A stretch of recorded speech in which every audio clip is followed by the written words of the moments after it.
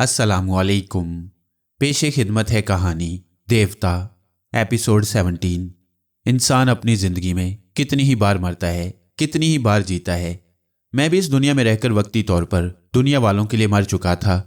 इस वक्त ना कोई मेरा दोस्त था, ना कोई दुश्मन। ना ही इस बात का अफसोस था कि मैं मास्टर यूशे के शिकंजे में आ गया हूँ। अफसोस तो उस वक्त होता जब मैं जिंदा होता। मेरा जिस्म लाश की तरह साकित था। दिमाग को बेहोशी के नाम पर मौत आ चुकी थी। मैं खुद नहीं कह सकता कि मेरी रूह इस वक्त किस जहां में परवास कर रही थी। कभी कभी मौत इस तरह भी वाक़ई हो जाए तो थोड़ी देर के लिए ही सही इस दुनिया के हंगामों से निजात मिल जाती है। फिर बहुत धीरे धीरे मेरा जहन जागने लगा। उस वक्त मैंने सपने की आंख से देखा कि मेरी फरियाल मेरे लिए रो रही है। मैं तुम्हें जाने नहीं दूंगी, तुम जाओगे तो मेरी जान चली जाएगी, वो मुझे रोक रही थी। मेरे पाँव में अपने प्यार की जंजीरें डाल रही थी। उसी वक्त एक बहुत बड़ा उकाब आसमान की बुलंदियों से उड़ता हुआ आया। हमारे सामने आकर उसने पंजे खोल दिए और अपने फौलादी नाखूनों से फरियाल की मोहब्बत को नोचने लगा। फिर उसने मुझे अपने पंजों में उठा लिया और मुझे उड़ाकर फरियाल से दूर ले जाने लगा। वो रो रही थी, चीख रही थी, आसमान की तरफ दोनों हाथ उठाकर फरियाद कर रही थी, वापस आ जाओ फरहाद, वापस आ जाओ। मगर वो उकाब मुझे उससे दूर बुलंदी पर उड़ाता ले गया। फिर बहुत दूर ले जाने के बाद उसने मुझे एक बहुत ही गहरी खाई में गिरा दिया। इतनी गहरी पस्ती में गिरते ही अचानक मेरी आंख खुल गई। मैं आंखें फाड़ फाड़ कर देखने लगा। पहले मुझे फ्लैट की छत नजर आई, क्योंकि मैं फर्श पर चारों शाने चित पड़ा हुआ था। फिर मुझे मास्टर यूशे का शैतानी चेहरा नजर आया। वो फातिहाना अंदाज में मुस्कुरा रहा था। बेटे फरहाद, मैंने तुम्हारा नकाब उतार दिया है। अब तुम्हारी आंखों पर आई लेंस भी नहीं। मैं बौखलाकर अपने दोनों हाथों से अपने चेहरे को टटोलने लगा। मेरी सोच ने कहा मुझे उठकर बैठ जाना चाहिए। मैं उठने लगा। अभी ठीक तरह बैठा भी नहीं था कि मेरी सोच ने कहा बैठने की क्या ज़रूरत है, अभी ज़रा लेटे रहकर हालात का जायज़ा लेना चाहिए। मैं फ़ौरन ही लेट गया। फिर मेरी सोच ने कहा दुश्मन सामने है, लेटे रहना हमाकत है, मुझे उठ जाना चाहिए। मैं झुंझला गया कि ये उठने बैठने की हमाकत क्या है। उसी वक्त मास्टर यूशे ने कहका लगाकर कहा, बेटे इतनी देर से तुम नहीं सोच रहे थे? मैं तुम्हें बैठने और लेटने पर मजबूर कर रहा था। तुम्हें इस बात का यकीन हो जाना चाहिए कि अब तुम्हारा जहन मेरी गिरफ्त में आ गया है और तुम जहनी तौर पर मेरे गुलाम बन चुके हो। इतना कहने के बाद उसने सोच के जरिए मेरे दिमाग को हुक्म दिया, चलो उठो। मेरे दिमाग में ऐसी हाकिमाना सोच उभरी थी कि मेरी जगह कोई दूसरा होता तो फौरन ही उठकर बैठ जाता, लेकिन मुझे जिद हो गई थी। मेरी सोच की कुव्वत ने उसी की तरह हाकिमाना अंदाज में कहा, मैं नहीं उठूंगा। मैं समझता था कि मेरी हुक्मदुली पर वो किसी तरह मेरे दिमाग में हलचल मचाएगा। उससे पहले ही मैं उसके दिमाग को गड़बड़ाने लगा। वो कुर्सी पर आराम से बैठा हुआ था, एकदम से संभल कर सीधा हो गया। मेरी सोच की लहरों ने किसी हद तक उसके दिमाग पर असर किया, मगर इसके बाद ही मेरी वो सोच की लहरें उसके दिमाग तक पहुंचने में नाकाम होने लगीं। उसने फिर अपने दिमाग के अतराफ हिफाजती शुआओं के पहरे बिठा दिए और मेरी नाकामी पर कहकहे लगाने लगा। इसके बाद उसकी सोच की लहरों ने मुझ पर हमला किया। बड़ा ज़बरदस्त हमला था। मैं अपनी सोच की लहरों को मुस्तहकम बनाने की कोशिश करता रहा, लेकिन ना जाने वो कैसी शैतानी कुव्वतों का मालिक था कि मेरा दिमाग उसकी सोचों की हरारत से तपने लगता। मुझे याद आया कि वो टेलीपैथी के इल्म में कितनी गहराई तक डूबा हुआ है। मैंने इस इल्म के इब्तदाई मरहले से गुजरने के बाद खुद को दुनियावी हंगामों में उलझा दिया था, लेकिन उसने इस इल्म की इंतहा तक पहुंचने की कोशिश की थी। वह तुलू होते हुए सूरज पर अपनी नजरें जमाकर सोच की लहरों को हरारत बख्शता था, जबकि मैं शमा की लौ पर और पूरे चांद पर नजरें जमाए रखने की मशकें करने के बाद इस इल्म के मैदान में आगे बढ़ा। फिर वो सूरज से नजरें मिलाने वाला मुझ पर हावी कैसे ना जाता। उसकी सोच के झटकों ने मेरी कुव्वत इरादी को खाक में मिला दिया। मैं उसके हुक्म के मुताबिक उठकर बैठ गया, फिर उठकर खड़ा हो गया। उसकी तरफ से जरा सी भी ढील मिलती तो मैं बचाव की तरकीब करता, लेकिन वह फिर मेरे दिमाग को अपनी गिरफ्त में ले लेता। मैं सोच के जरिए उससे लड़ते लड़ते थक गया था। यूं लग रहा था कि मेरी खोपड़ी के अंदर दिमाग बुरी तरह दुख रहा है। मैं अपने सर को दोनों हाथों से थामकर इधर से उधर डगमगाने लगा। उसने सोच के जरिए हुक्म दिया, तुम्हारे करीब सोफा है, बैठ जाओ। मैं फौरन ही सोफे पर बैठ गया। उसने मुझे ढील दे दी। मुझे संभलने का मौका दे रहा था ताकि मैं अपने तौर पर कुछ सोच समझ सकूं। मैं खामोशी से सर झुकाए बैठा हुआ था और यह समझ रहा था कि वो शैतान मुसलसल मेरे जहन में झांकता रहेगा और इस वक्त भी मैं जो कुछ सोच रहा हूँ वो सुन रहा होगा। और वाकई वो सुन रहा था और मेरी तरफ देखकर मुस्कुरा रहा था। मैं सोफे की पुश्त से टेक लगाकर जरा आराम से बैठ गया। इतनी देर में पहली बार सोनिया पर नजर पड़ी। वो बिस्तर पर आंखें बंद किए लेटी हुई थी। उसके सर पर बर्फ की थैली रखी हुई थी ताकि उसकी नाक से खून बहना बंद हो जाए। मुझे मास्टर यूशे की गिरफ्त में देने के लिए इस हसीन चुड़ैल ने मेरे हाथों से बहुत मार खाई। मास्टर यूशे ने सोनिया की तरफ देखने के बाद मुझसे कहा, तुमने मादाम सोनिया को बहुत नुकसान पहुंचाया है। खून तो बंद हो गया है मगर इसका सर अभी तक चकरा रहा है। मैं बारहा यह तस्लीम कर चुका हूं कि तुम हैरत अंगेज तौर पर दिलेर भी हो और ज़हीन भी। हम 4 मास्टर तुम्हारे जैसे तराशीदा हीरों की तलाश में रहते हैं। मैं एक बार बिल मुंडू की सोच के जरिए तुम्हें बहुत बड़ा ऑफर दे चुका हूं कि तुम मेरे ताबे फरमान बन जाओ, मेरे लिए काम करते रहो। मैं तुम्हारे कदमों में दुनिया की तमाम खुशियां डाल दूंगा। तुम ऐसी ऐशो इशरत की जिंदगी गुजारोगे कि ऐसी जिंदगी किसी को ख्वाबों में भी नसीब नहीं होती। मैं अब भी तुम्हारा कदरदान हूं और ये ऑफर अब भी तुम्हारे सामने है। मैं उसे जवाब देना चाहता था मगर मेरा हलक खुश्क हो रहा था। उसने मुस्कुराते हुए कहा, अच्छा तो तुम्हारा हलक खुश्क हो रहा है, पानी पियोगे या विस्की? मैं शराब को कभी हाथ नहीं लगाता। उसने अपनी जगह से उठकर मेज पर से एक गिलास उठाया और पानी लाने के लिए किचन की तरफ चला गया। मैं कमरे में चारों तरफ देखते हुए सोचने लगा कि कमाल अहमद कहाँ गायब हो गया है। मास्टर यूशे की सोच ने उसका जवाब दिया, कमाल अब इस दुनिया में नहीं है, वो दूसरे कमरे में आखिरी नींद सो रहा है। मुझे यह सुनकर बहुत दुख हुआ। बेचारा, एक बेगुनाह इंसान मारा गया। मास्टर यूशे ने किचन से बाहर आते हुए कहा, हाँ बेगुनाह मारा गया है। जिंदा रहता तो गुनाहगार बन जाता, क्योंकि गुनाह के ख्याल से ही सोनिया को यहां लाया था।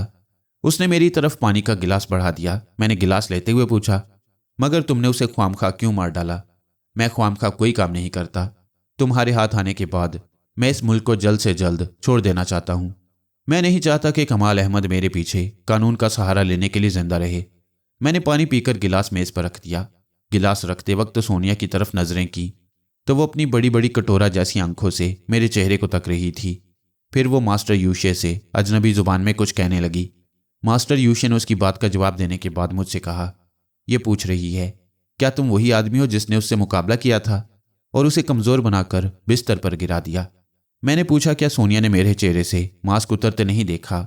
नहीं, 1 घंटे से आंखें बंद किए पड़ी हुई थी, अभी आंखें खोलकर तुम्हें देखा है। जानते हो ये क्या कह रही है? क्या कह रही है? तुम बहुत खूबसूरत हो, तुम्हें लेडी किलर कह रही है। मैं अपनी तारीफ सुनकर खुश नहीं हुआ, इसलिए कि मैं खुद अपने बारे में समझता था कि मैं क्या हूं। बहुत ज्यादा खुश फहमी में मुब्तला रहने वाले हमेशा फरेब खाते हैं। मास्टर यूशे ने कहा, तुम्हारे अंदर बहुत सी खसूसियात हैं। सोनिया गलत नहीं कह रही है कि तुम अपनी सूरत शक्ल कद्दो कामत के लिहाज से लेडी किलर हो। तुम्हारी ये खासियत भी हमारे बहुत काम आएगी। देखो, अब तक तुमने मुझे बहुत परेशान किया है, मेरा बहुत सा कीमती वक्त ज़ाया किया है। इस अरसे में करोड़ों डॉलर का बिजनेस कर चुका होता। ऐसी सूरत में तुम खुद ही सोचो कि अगर तुम्हारी जगह कोई दूसरा यहां होता तो क्या मैं उसे जिंदा छोड़ देता? नहीं, मेरी जगह कोई दूसरा होता तो तुम उसे कच्चा चबा जाते। मैं जानता हूं कि तुम मेरे कदरदान हो, मेरी सलाहियतों को तस्लीम करते हो और मेरी सलाहियतों से कोई बहुत ही अहम काम निकालना चाहते हो। मास्टर यूशे ने हंसते हुए कहा, सिर्फ एक काम नहीं, हजारों काम तुमसे निकालता रहूंगा। तुम्हारी सलामती और बेहतरी इसी में है कि तुम राजी खुशी मेरे काम आते रहोगे। इनकार करोगे तो बिल मुंडू जैसी हालत होगी। वो भी बहुत जिद्दी था, लेकिन मेरा हर हुक्म बजा लाने पर मजबूर हो जाता। तुम इनकार करोगे तो तुम्हारा भी वही अंजाम होगा। मैंने मास्टर यूशे को चुभती हुई नजरों से देखते हुए कहा, मास्टर यूशे, तुमने बिल मुंडू जैसे जिद्दी लोगों को देखा है जो तुम्हारे हुक्म से इनकार करते थे, फिर तुम्हारी तरफ से ज़हनी अजियतों में मुब्तला होकर तुम्हारे आगे घुटने टेक देते। इस वक्त भी तुमने मुझे काफ़ी देर तक ज़हनी अजियत में मुब्तला रखा था। मेरा सर अब तक दुख रहा है। मैं समझता हूं कि दिमाग को पहुंचने वाली तकलीफ क्या होती है। इसके बावजूद तुम ये याद रखो कि अगर तुमने जबरन मुझे अपने लिए इस्तेमाल करना चाहा तो किसी वक्त भी बहुत बड़ा नुकसान उठा सकती हो। मैं भी इनकार नहीं करूंगा, तुम्हारे हर हुक्म की तामील करूंगा, लेकिन कोई लम्हा ऐसा ज़रूर आएगा जिसमें मैं तुरंत चाल चल सकूंगा। मास्टर यूशे मेरी बातों को बड़ी तवज्जो से सुन रहा था। उसकी आंखें सुकड़ गई थीं और गहरी सोच में डूब गई थीं। मैंने अपनी बातों पर मजीद जोर देते हुए कहा, मास्टर यूशे, से अच्छी तरह याद रखो कि मेरा नाम फरहाद अली तैमूर है। मैं तुम्हारे काम आते आते या तो तुम्हें डबो दूंगा या खुद डूब जाऊंगा। मुझे अपनी जान की परवाह नहीं। जब मैं देखूंगा कि ज़हनी अजियतें नाकाबिले बर्दाश्त हो गई हैं, और जो बात तुम कह रहे हो वो मेरे मिजाज के खिलाफ है और मैं उसे नहीं मान सकता तो फौरन ही अपनी जान पर खेल जाऊंगा। और कब ऐसा करूंगा ये तुम्हारे फरिश्तों को भी इल्म नहीं होगा। मास्टर यूशे ने एक गहरी सांस ली, फिर ताईद में सर हिलाते हुए कहा, फरहाद, तुम बहुत अरसे से मुझे परेशान कर रहे हो। मेरा कितना नुकसान कर रहे हो ये मैं ही जानता हूं। मैं मजीद नुकसान बर्दाश्त नहीं कर सकता। बाकी मास्टरों का हुक्म है कि तुम्हें जिंदा रखा जाए और अपने मकासद के लिए इस्तेमाल किया जाए, वरना मैं तुम्हें अभी इसी जगह हमेशा के लिए ख़त्म कर देता। मैं ये भी समझता हूं कि तुम कितने खतरनाक हो। किस वक्त कौन सा पैंतरा बदलोगे ये पहले से समझ में नहीं आता। लिहाजा मैं दोस्ताना अंदाज में तुमसे कहता हूं कि हमारे गिरोह में शामिल हो जाओ। जब तक तुम हमारे साथ मिलकर कोई कारनामा अंजाम नहीं दोगे उस वक्त तक हम तुम पर एतमाद नहीं करेंगे। जब तुम पर एतमाद हो जाएगा तो मैं तुम्हें कभी जहनी अजियतों में मुब्तला नहीं करूंगा, वरना दूसरी हालत में तुम हमेशा मेरे गुलाम बने रहोगे। तुम्हारा दिमाग मेरे कंट्रोल में रहेगा। मैंने तंजिया अंदाज में मुस्कुराते हुए कहा, बात तो एक ही हुई, ख्वाह तुम दोस्ताना अंदाज में आगे बढ़ो या दुश्मन की तरह अपने लिए इस्तेमाल करो। बात तो सिर्फ एक ही है कि तुम मेरा दिमाग अपने कंट्रोल में रखोगे, मुझे आज़ाद नहीं करोगे। हाँ, जब तक तुम पर पूरी तरह एतमाद नहीं होगा उस वक्त तक मैं यही करूँगा। तुम मेरी इस कमज़ोरी को समझते हो कि मैं 24 घंटे तुम पर पहरा नहीं लगा सकूँगा। कभी मुझे सोने के लिए या कभी दूसरे मामलात में उलझने के लिए तुमसे गाफिल होना पड़ेगा। ऐसे वक्त तुम बहुत कुछ कर सकते हो। मैंने और दूसरे मास्टरों ने खूब सोच समझकर प्लानिंग की है कि जब तुम हाथ आ जाओगे तो तुम्हें किस तरह काबू में रखा जाएगा। मेरी अदम मौजूदगी में बाकी तीनों मास्टर तुम्हें कंट्रोल करेंगे, मगर 2 मास्टरों के जहन को तुम पढ़ चुके हो, लेकिन चौथे मास्टर को ना तो तुमने देखा है और ना ही उसके दिमाग को पढ़ सकते हो। वही दूर से तुम्हारी निगरानी करता रहेगा। इसके बावजूद हम सब इस बात पर मुत्तफिक हैं कि तुम्हारे जैसा ज़हीन और दिलेर आदमी ना जाने किस वक्त क्या कर बैठे। यही वजह है कि हम ना तो तुमसे दोस्ती कर सकते हैं ना ही दुश्मनी कर सकते हैं। दोस्ती भी सिर्फ इस हद तक कर सकते हैं कि तुम्हारा दिमाग हमारे कंट्रोल में रहे। अगर तुम हमारा साथ देना चाहते हो, हमसे ताउन करना चाहते हो तो बताओ। अगर तुम्हारी कुछ शर्तें हों तो हम तुम्हारी दोस्ती के लिए उन शर्तों को भी कबूल कर लेंगे। मैंने फौरन ही कहा, मेरी सबसे पहली शर्त यह है कि तुम मेरे जहन को थोड़ी देर के लिए आज़ाद छोड़ दो, यानी मेरे दिमाग में झांक कर मेरी सोच को ना पढ़ो, क्योंकि मैं वो शर्तें सोचना चाहता हूँ जो इस दोस्ती के लिए अपनी तरफ से तुम पर आयद करूँगा। मास्टर यूशे ने ताईद में सर हिलाते हुए कहा, बेशक तुम्हें सोचने की मोहलत मिलनी चाहिए। मैं तुम्हें यकीन दिलाता हूँ कि मैं तुम्हारे जहन में झांक कर तुम्हारी सोच नहीं पढ़ूंगा। अगर पढ़ूंगा तो तुम खुद महसूस कर लोगे। ये कहने के बाद वो मादाम सोनिया की तरफ मुतवज्जा हो गया और उससे अजनबी जुबान में गुफ्तगू करने लगा। मैं थोड़ी देर तक खामोश बैठा, सोच के जरिए यह टटोलने की कोशिश करता रहा कि मास्टर यूशे सोनिया से बातें करने के बहाने मेरी तरफ मुतवज्जा तो नहीं, लेकिन उसने जो वादा किया था उसे पूरा कर रहा था।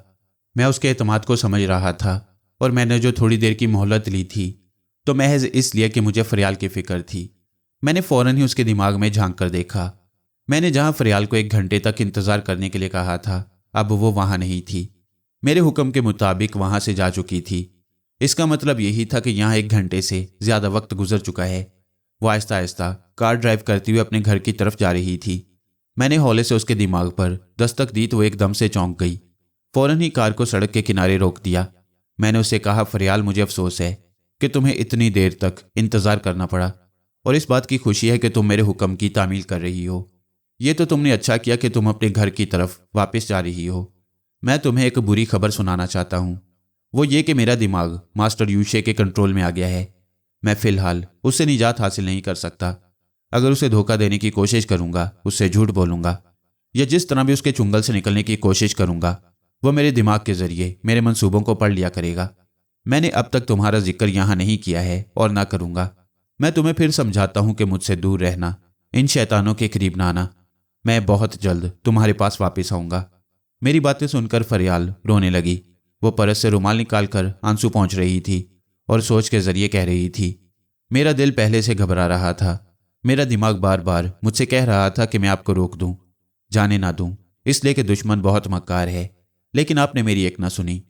आपको तूफान से खेलते हुए बहुत अच्छा लगता है, मगर जिन तूफानों के बीच आप मुझे छोड़ गई हैं, मैं तन्हा कैसे उन तूफानी हालात से लड़ती रहूंगी। मेरा दुनिया में कौन है? मैंने उसे तसल्ली दी, हौसला ना हारो फरियाल। तुम हिम्मत हार जाओगी तो मेरी हिम्मत भी पस्त हो जाएगी। मैं जो दुश्मन से निजात हासिल करके एक नई जिंदगी की तरफ लौटूंगा तो महज तुम्हारी खातिर। तुम सब्र और तहम्मुल से मेरा इंतजार नहीं करोगी तो मैं यहाँ कदम कदम पर मायूस होता जाऊंगा। वादा करो फरियाल, अब तुम आंसू नहीं बहाओगी। तुम्हारे आंसू मेरे दिल में कांटे बनकर चुभते हैं। वो आंसू पहुंच चुकी थी और अब अपने दिल पर जबर करती हुई कह रही थी, आप जो कहेंगे वही करूंगी और वही करती आ रही हूं। मैंने कभी आपकी किसी बात से इनकार नहीं किया। अब आप मुझसे दूर हो गई हैं। अब मुझे आप ही का इंतजार करना है, ख्वाह आपके इंतजार में सारी जिंदगी क्यों ना गुजर जाए, मगर मैं सब्र और तहम्मुल से आपका इंतजार करूंगी। आपसे वादा करती हूं, आप मायूस ना हो, हौसले से काम लेते रहें, क्योंकि हौसला ही आपको जल्द से जल्द मुझ तक पहुंचाएगा। फरियाल, मैंने बहुत थोड़ी सी मोहलत मास्टर यूशे से हासिल की है ताकि तुमसे बातें कर सकूं। अब वक्त खत्म हो रहा है, मैं तुमसे बिछड़ रहा हूं, लेकिन मैं तुम्हें यकीन दिलाता हूं जब भी मुझे मौका मिला मैं सोच के जरिए तुमसे मुलाकात करूंगा। खुदा हाफिज फरियाल। फरियाल से गुफ्तगू करने के बाद मैंने फौरन ही मास्टर यूशे के जहन में झांक कर देखा तो उसके दिमाग में मादाम सोनिया की अजनबी जुबान गड़मड़ होती नजर आ रही थी। कहने का मतलब यह है कि मास्टर यूशे की सोच उसकी तरफ मुतवज्जा थी। वो अपने वादे के मुताबिक मेरे दिमाग में नहीं झांक रहा था। मैंने मुतमईन होकर उसे मुखातिब किया, तुमने वाकई दयानतदारी से मेरी सोच को नहीं पढ़ा। चूंकि यह हमारी दोस्ती का पहला मरहला है, इसलिए मैं तुम पर मुकम्मल एतमाद नहीं करूंगा। लगता है इस दोस्ती को मुस्तहकम बनाने के लिए तुम मुझे अपने एतमाद में ले रहे हो। मैं देखूंगा आइंदा भी तुम इसी दयानतदारी से पेश आते हो या नहीं। बहरहाल मेरी पहली शर्त सुनो। मास्टर यूशे जरा सीधा होकर कुर्सी पर बैठ गया। सोनिया भी मेरी जानिब यूं देख रही थी जैसे अगर वो ना देखती तो उसकी निगाहें बेचैनी में मुब्तला हो जाती। मैं खुशफहमी में मुब्तला नहीं हूं। अगरचे मैं उसकी जुबान को नहीं समझता था, उसकी सोच को नहीं पढ़ सकता था, इसके बावजूद औरत की आंखें, खुसूसन वो आंखें जो बार बार पलट कर देखती हैं, छुपाए नहीं छुपती, अपने दिल का राज अयां कर देती हैं। मास्टर यूशे ने हंसते हुए कहा, फरहाद, तुम अपनी शर्त सुना रहे थे लेकिन सोनिया के बारे में सोचना शुरू कर दिया। ये सब छोड़ो और काम की बातें करो। पहली शर्त यह है कि आपने मिस्टर सईद अहमद से वादा किया था कि जब भी फरहाद तुम्हारी गिरफ्त में आ जाएगा तुम वो माइक्रो फिल्म वापस कर दोगे। लिहाजा तुम्हें पहली फुर्सत में अपने वादे के मुताबिक वो फिल्म वापस करनी चाहिए। उसने माइक्रो फिल्म का जिक्र सुनकर मुझे नागवारी से देखा, मगर फौरन ही संभल कर मुस्कुराने लगा। उसने मुस्कुराते हुए कहा, फरहाद, ये हुब्बुल वतनी छोड़ दो। हम हर मुल्क की कमजोरियां अपने हाथ में रखती हैं। ये माइक्रो फिल्म बहुत काम की है। इस मुल्क की भी एक कमजोरी हमारे हाथ आ गई है, लिहाजा इसे वापस करने की शर्त पेश ना करो। मैंने कुर्सी के हत्थे पर जोशीले अंदाज में हाथ मारते हुए कहा, यही सबसे पहली और सबसे अहम शर्त है। इसे इनकार करोगे तो मुझे पाने के बाद फिर खो दोगे। यकीन ना हो तो आजमा कर देख लो। मास्टर यूशे तशवीश भरी नजरों से मुझे देखने लगा। वो सोच रहा था कि मेरी इतनी बड़ी शर्त को कैसे तस्लीम कर सकता है। उसने परेशान होकर कहा, देखो फरहाद, जिद ना करो। तुम अपनी जिद से हमें जीत नहीं सकोगे। यही बात मैं तुम्हें समझाना चाहता हूं कि तुम भी मेरे मिजाज के खिलाफ मुझे नहीं जीत सकोगे। तुम ये बातें जुबान से समझा रहे हो और मैं अपनी इस जिद को अमली तौर पर साबित कर सकता हूं। उठो और मुझे जहनी अजाब में मुब्तला करो। मैं मर जाऊंगा मगर मुल्क के किसी नन्हे से नन्हे राज का भी सौदा नहीं करूंगा। उसने मजबूर होकर कहा, अच्छी बात है, मैं इस शर्त को अपनी मर्जी से कबूल नहीं कर सकता। इसे तीनों मास्टरों के सामने पेश करूंगा और थोड़ी देर बाद फैसला सुना दूंगा। तुम अपनी दूसरी शर्त बयान करो। मैंने इनकार में सर हिलाते हुए कहा, पहले मेरी पहली शर्त का फैसला हो जाना चाहिए। जब तक एक शर्त मंजूर ना हो दूसरी शर्त मैं किस उम्मीद पर पेश करूं। तुम अपने साथी मास्टरों से पहले मशवरा कर लो। मास्टर यूशे ने मजबूर होकर मुझसे कहा कि अभी वह अपने साथियों से इस सिलसिले में बातें करेगा और थोड़ी देर बाद मुझे जवाब देगा। ये कहकर वो खामोश हो गया और अपने साथी मास्टरों से राब्ता कायम करने लगा। मैं बहुत पहले मास्टर यूशे के जरिए दो मास्टरों की सोच पढ़ चुका था, यानी उनके दिमाग तक पहुंच सकता था। मैं जब भी चाहता उनके मंसूबों से बाखबर हो सकता था। सिर्फ चौथा मास्टर ऐसा था जिसके दिमाग तक मैं नहीं पहुंच सकता था। वो बड़े ही पुरस्कार तरीके से गायब हो गया था। शायद उसे मेरे पीछे लगा दिया गया था। मैंने उस वक्त भी मास्टर यूशे की सोच के दरमियान ये मालूम करने की कोशिश की कि उसके इस मशवरे में चौथा मास्टर शरीक होता है या नहीं। मेरा ख्याल दुरुस्त निकला। चौथा मास्टर बिल्कुल ही गायब हो चुका था। मास्टर यूशे इस वक्त सिर्फ दो मास्टरों से मशवरे कर रहा था। इनमें से एक मास्टर दानियाल था जो आग का देवता कहलाता, जिसकी बेटी अंजला को मैंने मार डाला था, इसलिए वह मुझसे खार खाए बैठा था। उसने मेरी शर्त सुनने के बाद मास्टर यूशे से कहा, मैं नहीं समझ सकता कि तुम फरहाद को इतनी अहमियत क्यों दे रहे हो। एक बार मुझे उसका सामना करने दो میں اسے اپنی آتشی قوتوں سے جلا کر راکھ کر دوں گا۔ میں ماسٹر یوشے کے ذریعے اس کی باتیں سن رہا تھا۔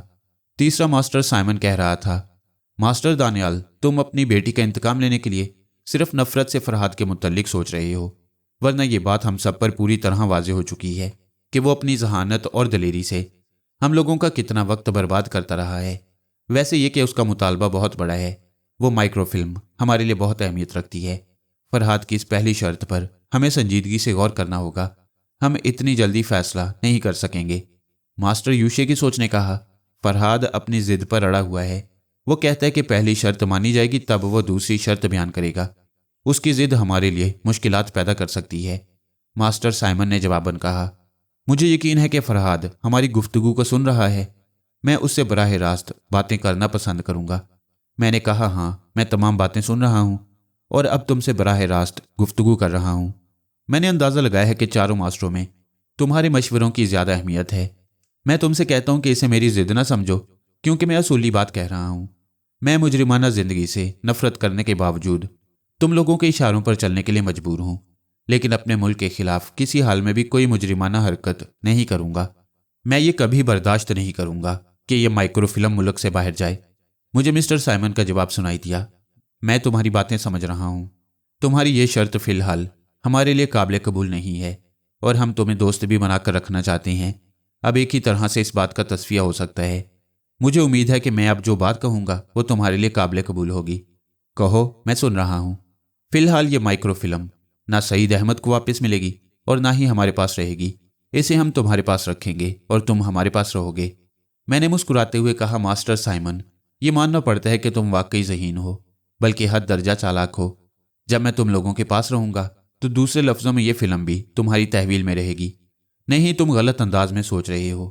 تم اس طرح کیوں نہیں سوچتے کہ وہ فلم جیسے تمہارے ملک کے خلاف کسی خاص موقع پر ہتھیار بنانا چاہتے ہیں، وہ ہتھیار تمہارے پاس رہے گا اور تم ہمیں اسے استعمال کرنے کا موقع نہیں دو گے۔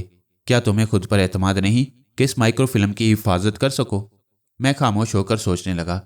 بہت زیادہ ضد اچھی نہیں ہوتی، مجھے اپنی پہلی شرط میں کسی حد تک لچک پیدا کرنا چاہیے۔ آخر میں نے ماسٹر یوشے کی جانب ہاتھ بڑھاتے ہوئے کہا، اچھی بات ہے، لاؤ وہ مائکرو فلم مجھے دے دو۔ ماسٹر یوشے نے ماسٹر سائمن سے پوچھا، کیا یہ فلم فرحاد کے حوالے کر دوں؟ ہاں، سائمن کا جواب سنائی دیا۔ فرحاد سے کہہ دو کہ وہ فلم ہم اس کے پاس امانت کے طور پر رکھیں گے۔ اگر وہ دوستانہ انداز میں ہمارے لیے کوئی کارنامہ انجام دے گا تو وہ فلم اسے انعام کے طور پر دے دی جائے گی، ورنہ اسے چھین لی جائے گی۔ ماسٹر یوشے نے مجھ سے پوچھا، کیوں فرحاد؟ تم ماسٹر سائمن کی باتیں سن رہے ہو؟ ہاں، سن چکا ہوں، مجھے یہ فیصلہ منظور ہے، لاؤ وہ فلم مجھے دے دو۔ ماسٹر یوشے نے وہ فلم مجھے دے دی۔ میں نے اسے جیب میں رکھتے ہوئے کہا، دوسری شرط یہ کہ میرے ذاتی معاملات میں مداخلت نہ کی جائے اور میرے دوستوں اور رشتہ داروں کو اپنا اعلی کار نہ بنایا جائے۔ ماسٹر یوشے نے کہا، تم ایسی شرطیں پیش کرتے ہو جو یا تو قابل قبول نہیں ہوتی یا ہمیں الجھا کر رکھ دیتی ہیں۔ صاف بات تو یہ ہے کہ تمہارے جیسے ضدی آدمی کو ذہنی اذیتوں میں مبتلا کر کے ہم اپنا کام نہ نکال سکیں گے۔ اس کے لیے ضروری ہے کہ تمہارے کسی دوست کو، کسی عزیز رشتہ دار کو یا تمہاری کسی محبوبہ کو اپنی مٹھی میں رکھیں۔ میں غصے اور نفرت سے اسے دیکھنے لگا، لیکن ایسے وقت بھی میں اس قدر محتاط تھا کہ فریال کا نام اپنی سوچ تک نہیں لا رہا تھا۔ مبادہ وہ فریال کو میری محبوبہ کی حیثیت سے جان جائے۔ دیکھو فرحاد، تمہیں غصہ کرنے کے بجائے ٹھنڈے دماغ سے سوچنا چاہیے۔ ہم محض مجبور ہو کر ایسا کریں گے، آخر ہماری دوستی کو آزمانے میں مذائقہ کیا ہے؟ تم ہمیشہ دوست بن کر رہو اور دیکھو کہ ہم تمہاری محبوبہ کو اعلی کار بنانے کی بجائے اس کی کتنی عزت کرتی ہیں۔ میں نے بیزار ہو کر سوچا کہ اپنی شرطیں پیش کرنا فضول ہے، کیونکہ یہ میری شرطیں جانتے تو ہیں، لیکن ان شرائط پر اپنی شرائط بھی عائد کر دیتی ہیں۔ اس کے باوجود میں انہیں مروب کرنے کی کوشش کر رہا تھا۔ مجھے کچھ جھکنا تھا اور کچھ انہیں جھکوانا تھا، اس لیے میں نے کہا، اب مجھے اپنی کوئی شرط پیش نہیں کرنی، تم مجھے بتاؤ کہ ابھی مجھ سے کیا کام لینا چاہتے ہو۔ ماسٹر یوشی اپنی جگہ سے اٹھ کر میز کے قریب آیا۔ وہاں وسکی کی بوتل میں ایک پیک کی مقدار بچی ہوئی تھی، وہ اسے گلاس میں انڈیلنے لگا۔ میں خاموشی سے وسکی کی بوتل کو دیکھ رہا تھا جو اب خالی ہو چکی تھی۔ اگر اس کے بعد ماسٹر یوشی کو مزید پینے کی خواہش ہوگی تو وہ دوسری بوتل کہاں سے لائے گا؟ دوسری بوتل اس فلیٹ میں نہیں تھی۔ فلیٹ کے باہر کمال احمد کی کار کی ڈگی میں ماسٹر یوشی کا ایک سوٹ کیس رکھا ہوا تھا اور اس سوٹ کیس میں شراب کی وہ بوتل تھی جس میں کھوپڑی کو الٹ دینے والی ایک دوا ملا چکا تھا۔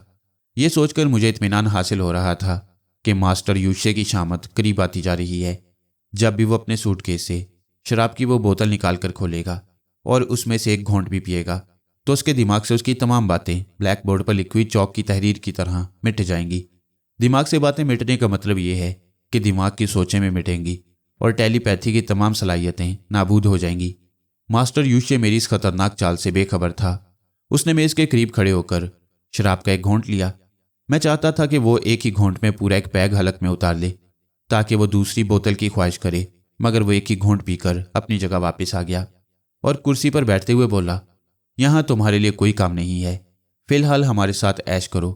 ابھی تمہارا پاسپورٹ بن رہا ہے، بلکہ پاسپورٹ اور ویزا دونوں ہی بن چکے ہوں گے۔ میں نے حیرانی سے پوچھا، اتنی جلدی میرا پاسپورٹ اور ویزا کیسے بن سکتا ہے؟ اس نے ہنستے ہوئے جواب دیا، ہمارے پاس ہر مسئلے کا حل موجود ہے، ہم منٹوں میں بھی پاسپورٹ اور ویزا بنا لیتے ہیں، صرف تمہاری تصویر کی کمی ہے، اگر کوئی ہو تو دے دو۔ میں نے اسے بتایا کہ اس وقت میرے پاس اپنی کوئی تصویر نہیں۔ ماسٹر یوشے نے کہا، کوئی بات نہیں، تم ذرا خاموش رہو، میں کچھ معلومات حاصل کر رہا ہوں، تم میری سوچ سے رابطہ قائم نہ کرنا، اگر کرو گے تو مجھے پتہ چل جائے گا۔ کہنے کے بعد شاید وہ کسی کے ذہن میں جھانکنے لگا۔ میں تجسس میں گرفتار تھا، لیکن اس کی مرضی کے خلاف کوئی حرکت نہیں کرنا چاہتا تھا۔ 15 منٹ بعد اس نے کہا، تمام انتظامات ہو چکے ہیں، صرف تمہاری تصویر کی کمی ہے، وہ تھوڑی دیر بعد اتار لی جائے گی۔ اب ہمیں یہاں سے چلنا چاہیے، ایسا نہ ہو کہ کمال احمد کا کوئی واقف کار یہاں پہنچ جائے۔ ہم کہاں جائیں گے؟ فی الحال تو انٹرکون چلیں گے، وہاں میرے اور مادام کے لیے کمرے مخصوص ہیں۔ تم ہی بتاؤ کہ اب تک تم کہاں رہتے تھے؟ میرا کوئی مستقل ٹھکانہ نہیں ہے اور نہ ہی کوئی یہاں میرا واقف کار ہے۔ تو پھر تم نے ہم سے دور بھاگنے کے لیے کس کی گاڑی استعمال کی؟ جس طرح تم نے گاڑی کے لیے کمال احمد کو شکار کیا، اسی طرح میں بھی بوقت ضرورت کسی کو پکڑ لیتا ہوں۔ اس نے میری بات سے قائل ہو کر کہا، اچھی بات ہے، تمہارے لیے بھی انٹرکون میں ایک کمرہ حاصل کیا جائے گا، اب یہاں سے نکلو۔ اس نے مادام سونیا سے بھی اٹھنے کے لیے کہا۔ وہ بستر سے اٹھ کھڑی ہوئی اور ہمارے قریب چلتی ہوئی فلیٹ سے باہر آ گئی۔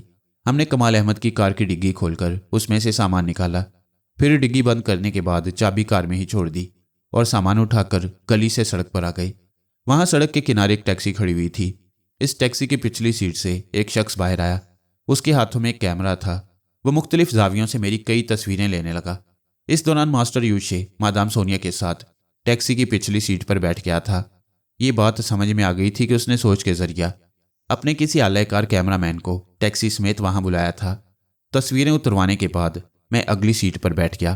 پھر آدھ گھنٹے بعد ہم ہوٹل انٹرکون میں پہنچ گئے۔ میرے ساتھ ماسٹر یوشے کا رویہ بڑا ہی دوستانہ تھا۔ میں بھی دوستوں کے انداز میں ہی اس سے باتیں کر رہا تھا۔ اس نے میرے لیے انٹرکون میں ایک کمرہ حاصل کر لیا۔ میں اس انتظار میں تھا کہ وہ اپنے کمرے میں پہنچے گا تو پھر وسکی کی طلب کرے گا اور اپنے سوٹ کیس سے وسکی کی وہ بوتل نکالے گا، لیکن مجھے پا لینے کے بعد اسے اطمینان ہو گیا تھا۔ اب وہ اپنی نیند پوری کرنا چاہتا تھا۔ اس نے مجھ سے کہا، فرہاد، تمہیں جن چیزوں کی ضرورت ہے مجھے بتاؤ، میں چاہتا ہوں کہ سفر شروع کرنے سے پہلے تمہارے پاس اپنی ضرورت کا ہر سامان موجود ہو، میں یہ سامان فوراً ہی منگوا دوں گا۔ میں اسے بتانے لگا کہ مجھے کن چیزوں کی ضرورت ہے۔ میں نے اپنے کپڑوں کے ناپ بھی بتائی اور شیونگ کے سامان سے لے کر جوتوں تک کی فہرست بنا لی۔ ماسٹر یوشے نے سر ہلا کر کہا، ٹھیک ہے، اب تم اپنے کمرے میں جا کر آرام کرو، میں بھی سونا چاہتا ہوں۔ جب ہم سو کر اٹھیں گے تو تمہاری ضرورت کی تمام چیزیں پہنچ چکی ہوں گی۔ میں مایوس ہو کر اپنے کمرے میں آ گیا۔ مجھے یہ تو پتہ چل گیا تھا کہ اب وہ سونے جا رہا ہے، اس لیے شراب پینے کی خواہش نہیں کرے گا۔ میں نے اپنے کمرے میں پہنچ کر سوچ کے ذریعے سے مخاطب کیا، ماسٹر یوشے، ایک بات میری سمجھ میں نہیں آتی۔ پوچھو، کیا بات ہے؟ میں نے پوچھا، جب تمہارے پاس اتنے ذرائع ہیں کہ میری تصویر اتارنے کے لیے فوراً ہی ایک کیمرہ مین بھی حاضر کر لیتے ہو اور ضرورت کی دوسری چیزیں حاصل کرنے کے لیے اپنے خدمت گاروں سے کام لیتے ہو، تو پھر میرا پیچھا کرنے کے لیے تم پچھلے دنوں ایک گاڑی کے محتاج کیوں ہو گئے تھے؟ کیا تم یہاں پہنچنے سے پہلے اپنے لیے ایک گاڑی کا انتظام نہیں کر سکتے تھے؟ ماسٹر یوشے نے ہنستے ہوئے کہا، میں سب کچھ کر سکتا ہوں۔ میں جس ملک کی سرزمین پر قدم رکھوں وہاں میرے لیے کسی چیز کی کمی نہ ہو، ایسے انتظامات ہم پہلے ہی کر لیتے ہیں۔ لیکن تمہیں پا لینے سے پہلے میں یہ سمجھتا تھا کہ تم میری سوچ کو پڑھتے رہتے ہو۔ اگر میں اپنے اعلی کاروں سے کام لوں گا اور اپنی ضرورت کی چیزیں ان سے طلب کروں گا تو تم میری سوچ کے ذریعے میرے اعلی کاروں تک پہنچ جاؤ گے اور انہیں نقصان پہنچاؤ گے۔ اس لیے میں نے گاڑی حاصل کرنے کے لیے انٹرکون والوں سے درخواست کی تھی۔ کہو، اور بھی کچھ پوچھنا ہے؟ ہاں، ایک سوال اور پوچھنا ہے، ہم اس ملک کو چھوڑنے کے بعد کہاں جائیں گے؟ یہاں سے کچھ دور مشرق بعید کا ایک جزیرہ ہماری منزل ہے، उस जजीरे का नाम कवाई है। जजीरा कवाई कहाँ वाक़ है? जजीरा हवाई से 100 मील के फासले पर एक जजीरा नी हाउ है। जजीरा नी हाउ के करीब ही वो जजीरा कवाई है। यूं समझो कि वो छोटा सा जजीरा हम मास्टरों की मलकियत है। बाकी तफसीलात तुम्हें बाद में मालूम होती रहेंगी। अब मुझे सोने दो। मुझे भी सोना चाहिए था, क्योंकि मैं भी पिछली रात से जाग रहा था। लेकिन अब मेरे हालात ऐसे थे कि मुझे आइंदा की फिक्र हो गई थी, और अपने से ज़्यादा फरियाल का ख्याल सता रहा था कि वो मेरे बाद तन्हा कैसे रहेगी। अचानक ही उस पर बहुत सी मुसीबतें टूट पड़ी थीं। कभी फरियाल का ख्याल आ रहा था, कभी उस नामालूम से जजीरे की तरफ मेरा जहन भटक जाता कि पता नहीं मुझे कैसी जगह ले जाया जा रहा है। मैं बहुत देर तक मुख्तलिफ ख्यालात में उलझता रहा। फिर यही समझ आया कि सोचने से बात नहीं बनेगी, फिलहाल आराम से सो जाना चाहिए। नींद पूरी होने पर जब मैं ताज़ा दम होकर उठूंगा तो शायद कोई काम की बात सुझाई दे। मैंने सोने से पहले मास्टर यूशे के जहन पर दस्तक दी, मगर वो सो चुका था। मैंने भी अपने जहन को हदायत दी कि अब से 5 घंटे बाद मेरी आंख खुल जाए। यह हदायत देने के बाद मैंने आंखें बंद कर लीं। फिर आहिस्ता आहिस्ता नींद की गोद में डूबता चला गया। बेदार होने के बाद मैं बड़ी देर तक बिस्तर पर पड़ा रहा और अनजाने से खौफ को दिल से निकालने की कोशिश करता रहा। फिर मैंने सोचा कि फरियाल से राब्ता कायम करना चाहिए ताकि उसकी खैरियत मालूम करूं। इससे पहले मैंने मास्टर यूशे के जहन में झांक कर देखा। इस वक्त वो गहरी नींद सो रहा था। इस वक्त फरियाल को उसकी अम्मी की लाश वापस मिल गई थी और वह कफन दफन के सिलसिले में मसरूफ़ हो गई। उसके बहुत से रिश्तेदार उसकी कोठी में जमा हो गए थे। जब वो थोड़ी देर के लिए अपने कमरे में गई तो मैंने उसके जहन पर दस्तक दी।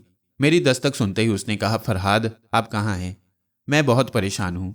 अभी मम्मी के कफन दफन की तैयारियां हो रही हैं। रिश्तेदार चले जाएंगे, घर बिल्कुल वीरान हो जाएगा। मैं तन्हा यहाँ कैसे रहूँगी? मैं उसे तसल्लियाँ देने लगा कि इंशाअल्लाह मैं बहुत जल्द उसके पास आ जाऊँगा, लेकिन अभी हालात साजगार नहीं और इस वक्त मैं अपने दुश्मन के कंट्रोल में हूँ।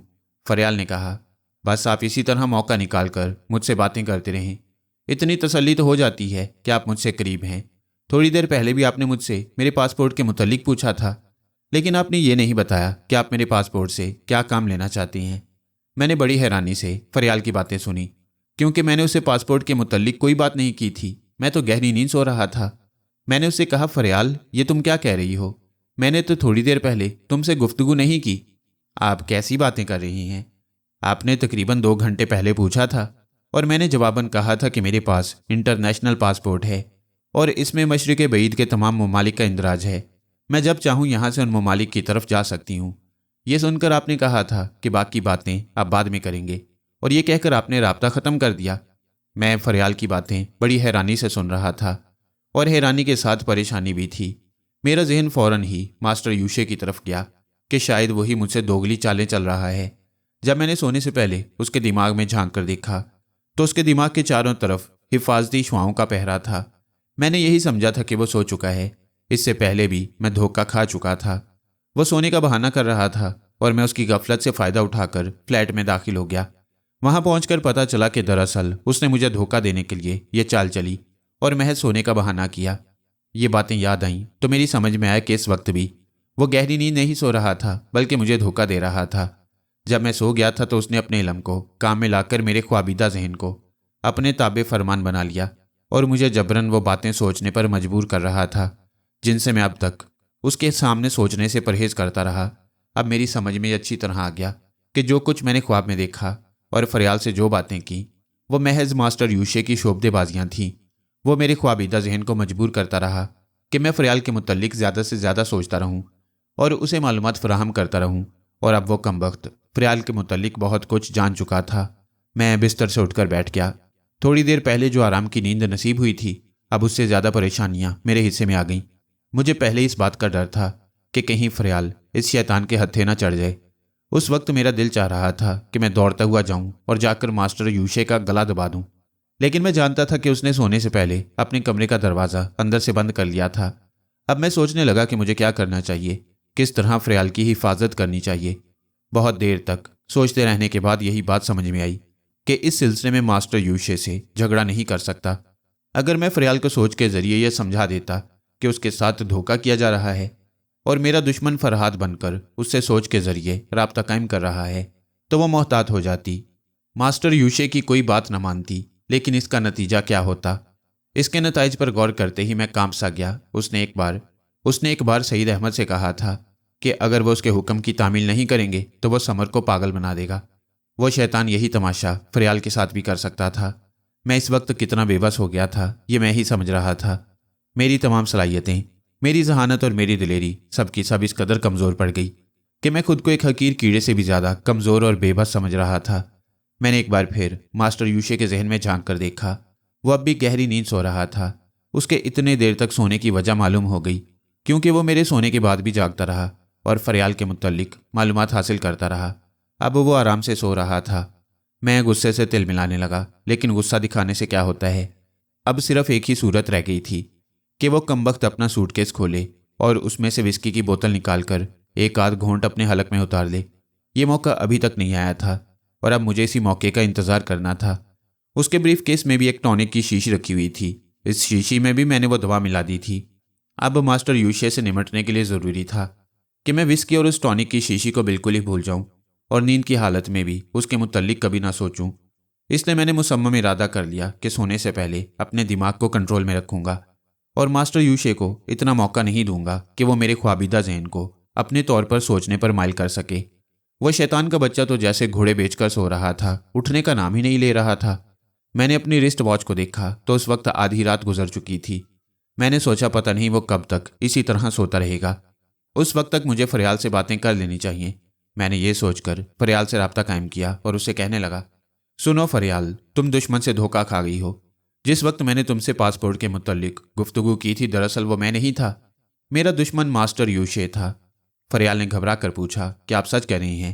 لیکن وہ میرے دماغ تک کیسے پہنچ گیا؟ میں تو آپ کے حکم کی تعمیل کر رہی ہوں۔ جب سے میں یہاں آئی ہوں اس کے بعد اس کوٹھی سے باہر نہیں نکلی۔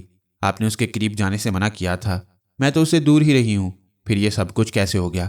تم واقعی میرے حکم کی تعمیل کر رہی ہو، لیکن یہ سب کچھ میری غلطی سے ہوا۔ میں سونے سے پہلے اپنے ذہن کو پوری طرح کنٹرول نہیں رکھ سکا، جس کا نتیجہ یہ ہوا کہ ماسٹر یوشے میرے خوابیدہ ذہن کو اپنی گرفت میں لے کر یہ معلوم کرتا رہا کہ اس دنیا میں میری سب سے عزیز ترین ہستی کون ہے، اور اس طرح وہ تم تک پہنچ گیا۔ اب میں سوچ رہا ہوں کہ اس نے تم سے پاسپورٹ کے متعلق کیوں پوچھا۔ مجھے میری سوچ کا جو جواب مل رہا ہے وہ یہ ہے کہ وہ تمہیں بھی اپنے ساتھ رکھنا چاہتا ہے، تاکہ میں جب کبھی اس کے حکم سے انکار کروں تو وہ تمہیں ذہنی اذیتوں میں مبتلا کر دے اور میں اس کا حکم ماننے پر مجبور ہو جاؤں۔ فرہاد، یہ کیا ہو گیا؟ آپ میری وجہ سے بہت کمزور پڑ جائیں گے۔ کیا ایسا نہیں ہو سکتا کہ آپ مجھے میرے حال پر چھوڑ دیں؟ میں ذہنی اذیتوں سے گزر جاؤں گی، لیکن یہ برداشت نہیں کروں گی کہ میری محبت آپ کو کمزور بنا دے۔ نہیں فریال، ایسا کبھی نہیں ہو سکتا۔ میں تمہیں کسی الجھن میں دیکھوں یا تمہاری آنکھوں میں آنسو دیکھوں، یہ مجھ سے نہیں ہو سکے گا۔ اب میں تمہیں یہی سمجھانا چاہتا ہوں کہ وہ شیطان تم سے جو کچھ کہے اس پر عمل کرتی جانا۔ اگر وہ تم سے یہ کہے کہ یہ ملک چھوڑ کر فلاں جگہ جانا ہے تو تم انکار نہ کرنا۔ میں سمجھتا ہوں کہ وہ تمہیں اسی جگہ لے جائے گا جہاں مجھے لے جانے کا ارادہ کر چکا ہے۔ لیکن فرہاد، جب تک ممی کے قتل کا مقدمہ چلتا رہے گا میں یہ ملک چھوڑ کر باہر نہیں جا سکوں گی۔ جب تک پولیس والوں کی طرف سے کلیئرنس سرٹیفکیٹ نہیں ملے گا اس وقت تک میں اپنا پاسپورٹ استعمال نہیں کر سکوں گی۔ پھر وہ شیطان پاسپورٹ کے بغیر مجھے کس طرح یہاں سے جانے پر مجبور کر سکے گا؟ یہ بات تو میں بھول ہی چکا تھا کہ فریال اپنی ممی کے قتل کے مقدمے میں الجھی رہے گی اور اپنا پاسپورٹ استعمال نہیں کر سکے گی۔ یہ بات ماسٹر یوشے کو بھی سمجھائی جا سکتی ہے۔ میں نے فریال سے کہا، اچھی بات ہے، ہم دیکھیں گے ماسٹر یوشے اس سلسلے میں کیا کرتا ہے۔ اگر وہ تمہیں قانون کے خلاف جبراً یہاں سے لے جانا چاہے گا تو میں اعتراض کروں گا، اور مجھے یقین ہے کہ وہ میری مرضی کے خلاف تمہیں یہاں سے جانے پر مجبور نہیں کرے گا۔ ہماری باتوں کے دوران پتہ نہیں ماسٹر یوشے کب بیدار ہو گیا۔ چونکہ میں اس کی نظروں میں بہت ہی خطرناک تھا، اس لیے اس نے بیدار ہوتے ہی سب سے پہلے میرے ذہن میں جھانک کر دیکھا اور اس کے بعد بڑی خاموشی سے ہماری گفتگو سنتا رہا۔ آخرکار اس نے مداخلت کی، ہیلو فرہاد، میں بیدار ہو چکا ہوں اور تم دونوں کی باتیں بھی سن چکا ہوں۔ مجھے بھی اس بات کا خیال نہیں رہا کہ تمہاری فریال اپنی ممی کے قتل کے مقدمے میں الجھی رہے گی۔ جب تم یہ چاہتے ہو کہ میں اسے غیر قانونی طور پر باہر نہ لے جاؤں تو تمہاری ہی بات رہے گی۔ فریال اسی ملک میں رہے گی اور پھر وہ جتنی دور بھی رہے، تم جانتے ہی ہو کہ ٹیلی پیتھی جاننے والوں کے لیے فاصلہ کوئی اہمیت نہیں رکھتا۔ جب بھی تم میرے خلاف کوئی قدم اٹھانا چاہو گے میں اس کے جواب میں فریال کے ذہن تک پہنچ جاؤں گا۔ اس کے بعد کیا ہوگا یہ تم اچھی طرح سمجھتے ہو۔ میں نے غصے سے تل ملاتے ہوئے کہا، تم اول درجے کے کمینے ہو۔ میں نے تم سے کہا تھا کہ تم میرے ذاتی معاملات میں مداخلت نہیں کرو گے، لیکن تم میری دوسری شرط کے خلاف یہ حرکت کر چکے ہو۔ فرہاد، میں نے تمہارے ذاتی معاملات میں مداخلت نہیں کی ہے، صرف احتیاطاً آئندہ تمہیں قابو میں رکھنے کے لیے तुम्हारी दिल नवाज महबूबा के मुतल्लिक मालूमात हासिल की हैं। ये मेरा फ़र्ज़ था। उसे मैंने कोई तकलीफ़ नहीं पहुंचाई और न ही आइंदा उसे कोई तकलीफ़ पहुंचाने का इरादा है। बस तुम निहायत शराफत से हमारे हुक्म की तामील करते रहो। मैं गुस्सा दिखाने और झुंझलाने के सिवा और क्या कर सकता था। मैंने फरियाल को बता दिया कि मास्टर यूशे से मेरी बात हो चुकी है। वो जबरन उसे बाहर जाने पर मजबूर नहीं करेगा। मेरी बातें सुनने के बाद फरियाल ने कहा, आप वादा करें कि मम्मी के मुकदमे से फारिग हो जाऊंगी तो आप मुझे फ़ौरन ही अपने पास बुला लेंगे। मैं वादा करता हूँ फरियाल कि तुम्हें ज़रूर अपने पास बुला लूँगा। मैं खुद भी तुमसे दूर नहीं रहना चाहता, मगर अफसोस के हालात से मजबूर हूँ। अच्छा, खुदा हाफिज़, फिर हमारी मुलाकात होगी। मैंने उससे रब्ता ख़त्म कर दिया। मास्टर यूशे ने मुझसे कहा, हम बहुत देर तक सोते रहे हैं, रात का खाना भी नहीं खाया। इस वक्त रात के 2 बजने वाले हैं। मैंने खाने का ऑर्डर दिया है, तुम मेरे कमरे में चले आओ। मैं अपने कमरे से निकलकर उसके कमरे में आ गया। वहाँ मादाम सोनिया एक सोफे पर बैठी हुई अपनी आदत के मुताबिक कच्चा गोश्त खा रही थी। उसे कच्चा गोश्त खाते देखकर मुझे कराहत सी महसूस हुई। कमबख्त जवान थी, जाज़बे नज़र थी, मगर उसकी खुराक बता रही थी कि उसके मुंह से बसांद आती होगी। मैंने सोचा कि अगर मुझसे बेतकल्लुफ़ी होगी और वो मेरी ज़ुबान समझेगी तो मैं उसे सौंफ इलायची खाने का मशवरा दूंगा ताकि वक्ते ज़रूरत नागवारी महसूस ना हो। सोनिया मुझे अचानक ही कमरे में दाखिल होते देखकर खाते खाते ठिठक गई और अब मेरे सामने खाते हुए झींप रही थी। मास्टर यूशे ने शायद उसकी ज़ुबान में उसे खाने के लिए कहा, लेकिन वो वहाँ से बाकी गोश्त और हड्डियाँ समेटकर बाथरूम में चली गई। उसके जाने के बाद मास्टर यूशे ने कहा, ये हमारी तरह दूसरे खाने भी खाती है, लेकिन कच्चा गोश्त और दूध इसकी मरगूब ग़िज़ा है। बाज़-औक़ात इसकी ये ग़िज़ा हमारे लिए परेशानी का सबब बन जाती है। अगर मेरे ज़राए वसी ना होते और मैं इसकी खुराक का इंतज़ाम ना कर सकता तो ये मेरे लिए मुसीबत बन जाती। लेकिन मैं देख रहा हूँ कि तुम पहले आदमी हो जिसके सामने इसने अपना पसंदीदा खाना छोड़ दिया। मैंने कुर्सी पर बैठते हुए पूछा, सोनिया के साथ तुम्हारे ताल्लुकात कैसी हैं? वो जवान है, तुम्हारे साथ रहती है, इसलिए मैं पूछ रहा हूँ। मास्टर यूशे ने मुस्कुराकर जवाब दिया, हाँ जवान है। कई बार इस पर तबीयत आई, मगर इसके मुंह से ऐसी बसांद आती है कि करीब जाते ही सारे जज्बात सर्द पड़ जाती हैं। ये खुद भी सर्द मिजाज की है। मैंने इसे कभी किसी मर्द से दिलचस्पी लेते नहीं देखा, और फिर किस मर्द का दिमाग खराब हुआ है कि वो इसके फौलादी नाखनों को देखने के बाद इसमें दिलचस्पी ले। अब अगर मैं ये कहूँ कि इसने ज़िंदगी में पहली बार फ्लैट में तुम्हारी खूब रूई की तारीफ़ की थी तो तुम्हें यकीन कर लेना चाहिए, यू आर लक्की। लक्की तो उस वक्त कहलाऊंगा जब मुझे भी कच्चा गोश्त खाने की आदत पड़ जाएगी। मास्टर यूशे मेरी बात सुनकर हंसने लगा। फिर उसने कहा, तुम्हारी ज़रूरत का सामान आ चुका है। तुम खाने के बाद अपने कमरे में जाकर अपना नया लिबास पहन कर देख लेना और तमाम सामान चेक कर लेना।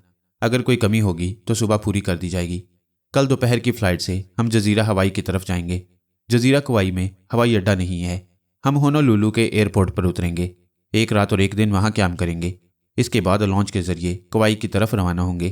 थोड़ी देर बाद खाना आ गया। हम खाने के लिए एक मेज़ के अतराफ बैठ गए। अब मुझे यकीन था कि वो खाने के बाद एक आध पैक पिएगा और इस मकसद के लिए अपने सूटकेस से विस्की की बोतल निकालेगा। मगर खाने के बाद मुझे देखकर मायूसी हुई कि बैरा होटल के बाहर से उसके लिए एक बोतल ले आया। मैं वहाँ से उठ गया। उस वक्त तक सोनिया बाथरूम से वापस आ गई। चेहरे से पता चल रहा था कि उसने सिर्फ अपना चेहरा ही नहीं बल्कि मुंह भी अच्छी तरह साफ किया है। अच्छी तरह दांत मांजकर खूब कुलियाँ की हैं, क्योंकि मुस्कुराते वक्त उसके दांत मोती की तरह चमक रहे थे। मैंने उसकी मुस्कुराहट का जवाब मुस्कुराहट से देने के बजाय बड़ी बेनियाजी से मुंह फेर लिया। फिर उस कमरे से निकलकर अपने कमरे में आ गया। मेरे कमरे में बहुत सा सामान बिखरा पड़ा था। नया सूटकेस, नए जूतों के 2 डिब्बे, एक ब्रीफ केस। सूटकेस खोलकर देखा तो उसमें कई जोड़े कपड़े, 2 दर्द सूट, नेकटाइयाँ और शेविंग का सामान रखा हुआ था। मैंने सूट और दूसरे कपड़े पहनकर देखे, मेरे बदन पर ठीक आ रहे थे। मैंने तमाम सामान एक तरफ रख दिया। उस वक्त 3:30 बजे थे। मैं बिस्तर पर लेट गया। सोचा कि सुबह शेव करने के बाद लिबास तब्दील करूंगा। उस वक्त मुझे नींद नहीं आ रही थी। मैंने सोचा कि फरियाल से बातें करना चाहिए, लेकिन उसका जहन नींद में डूबा हुआ था। उसी वक्त दरवाजे पर दस्तक हुई। मैंने सोचा कौन हो सकता है। उसी वक्त दोबारा दस्तक हुई। कम इन, मैंने ऊंची आवाज़ में कहा। दरवाज़ा खुल गया और सोनिया झिझकती हुई अंदर आ गई। उसने एक कुर्सी की तरफ इशारा करते हुए मुझसे कहा, I like to sit here. वो अंग्रेज़ी ज़ुबान में अटक अटक कर कह रही थी कि वो यहाँ बैठना चाहती है। मैंने उसे बैठने के लिए कहा। वो एक सोफे पर सर झुकाकर बैठ गई। मैं थोड़ी देर तक खामोशी से इंतज़ार करता रहा कि शायद वो कुछ कहेगी, और शायद वो बहुत कुछ कहना भी चाहती थी, क्योंकि वो थोड़ी देर में कई बार पहलू बदल चुकी थी। उसकी हालत से पता चल रहा था कि जैसे उसके अंदर बहुत सा मवाद जमा हो। मैंने उसकी मुश्किल आसान करते हुए पूछा, यू स्पीक इंग्लिश? क्या तुम अंग्रेज़ी बोल लेती हो? وہ اٹک اٹک کر بولنے لگی۔ I speak a little little. وہ انگریزی زبان کا پوسٹ مارٹم کرنے لگی۔ میں نے اپنی مسکراہٹ کو ضبط کرتے ہوئے اس سے کہا، میں تمہیں سکھاؤں گا۔ ڈاکینے۔ وہ خوش ہو کر مسکراتی ہوئی بولی، ڈاکینے کا کیا مطلب ہوا؟ I said thank you, it is Hawaiian language.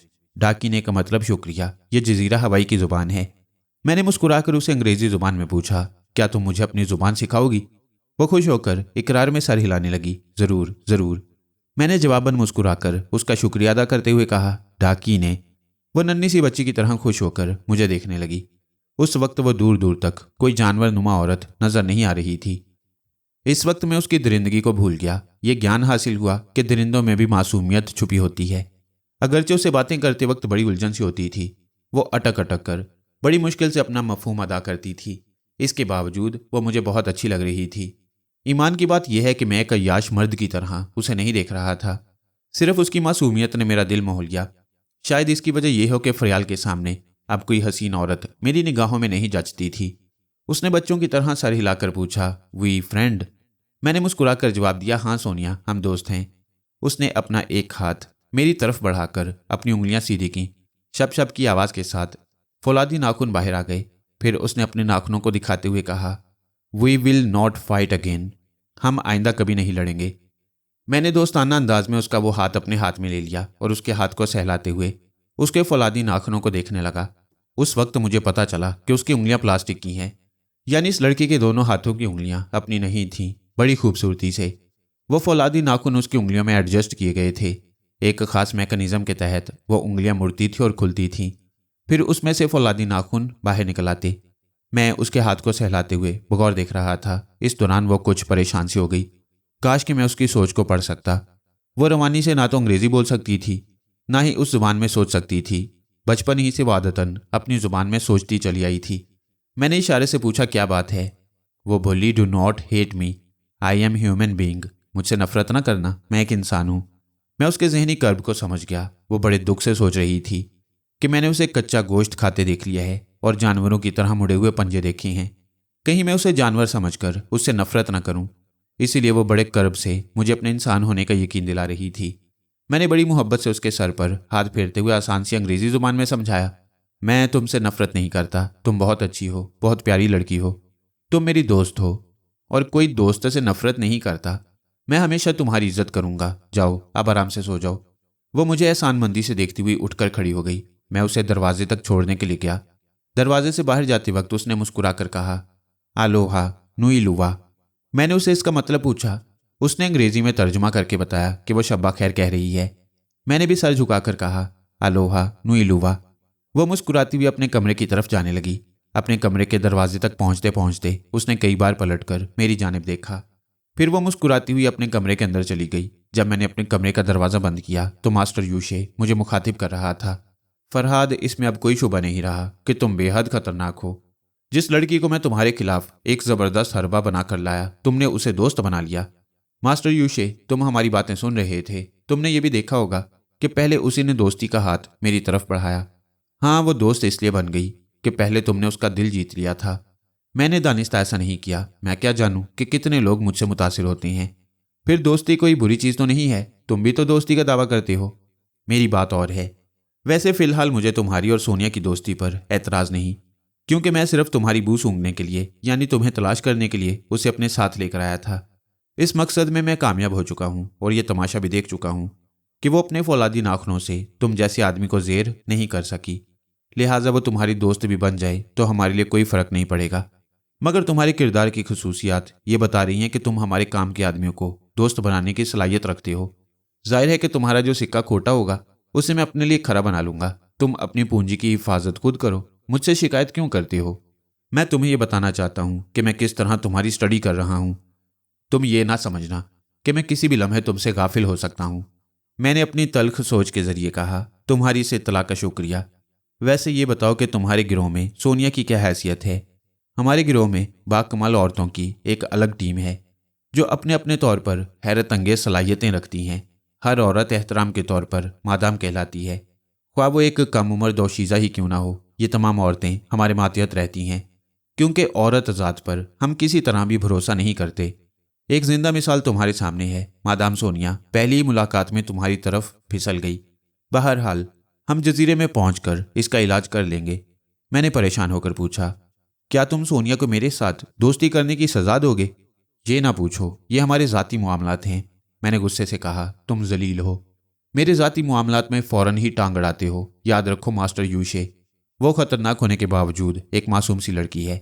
اگر میری دوستی سے اس کے دل میں انسانوں کے سے خوشگوار احساسات پیدا ہوتی ہیں تو تمہیں اس کی قدر کرنی چاہیے۔ اسے انسان بننے دو ماسٹر یوشے۔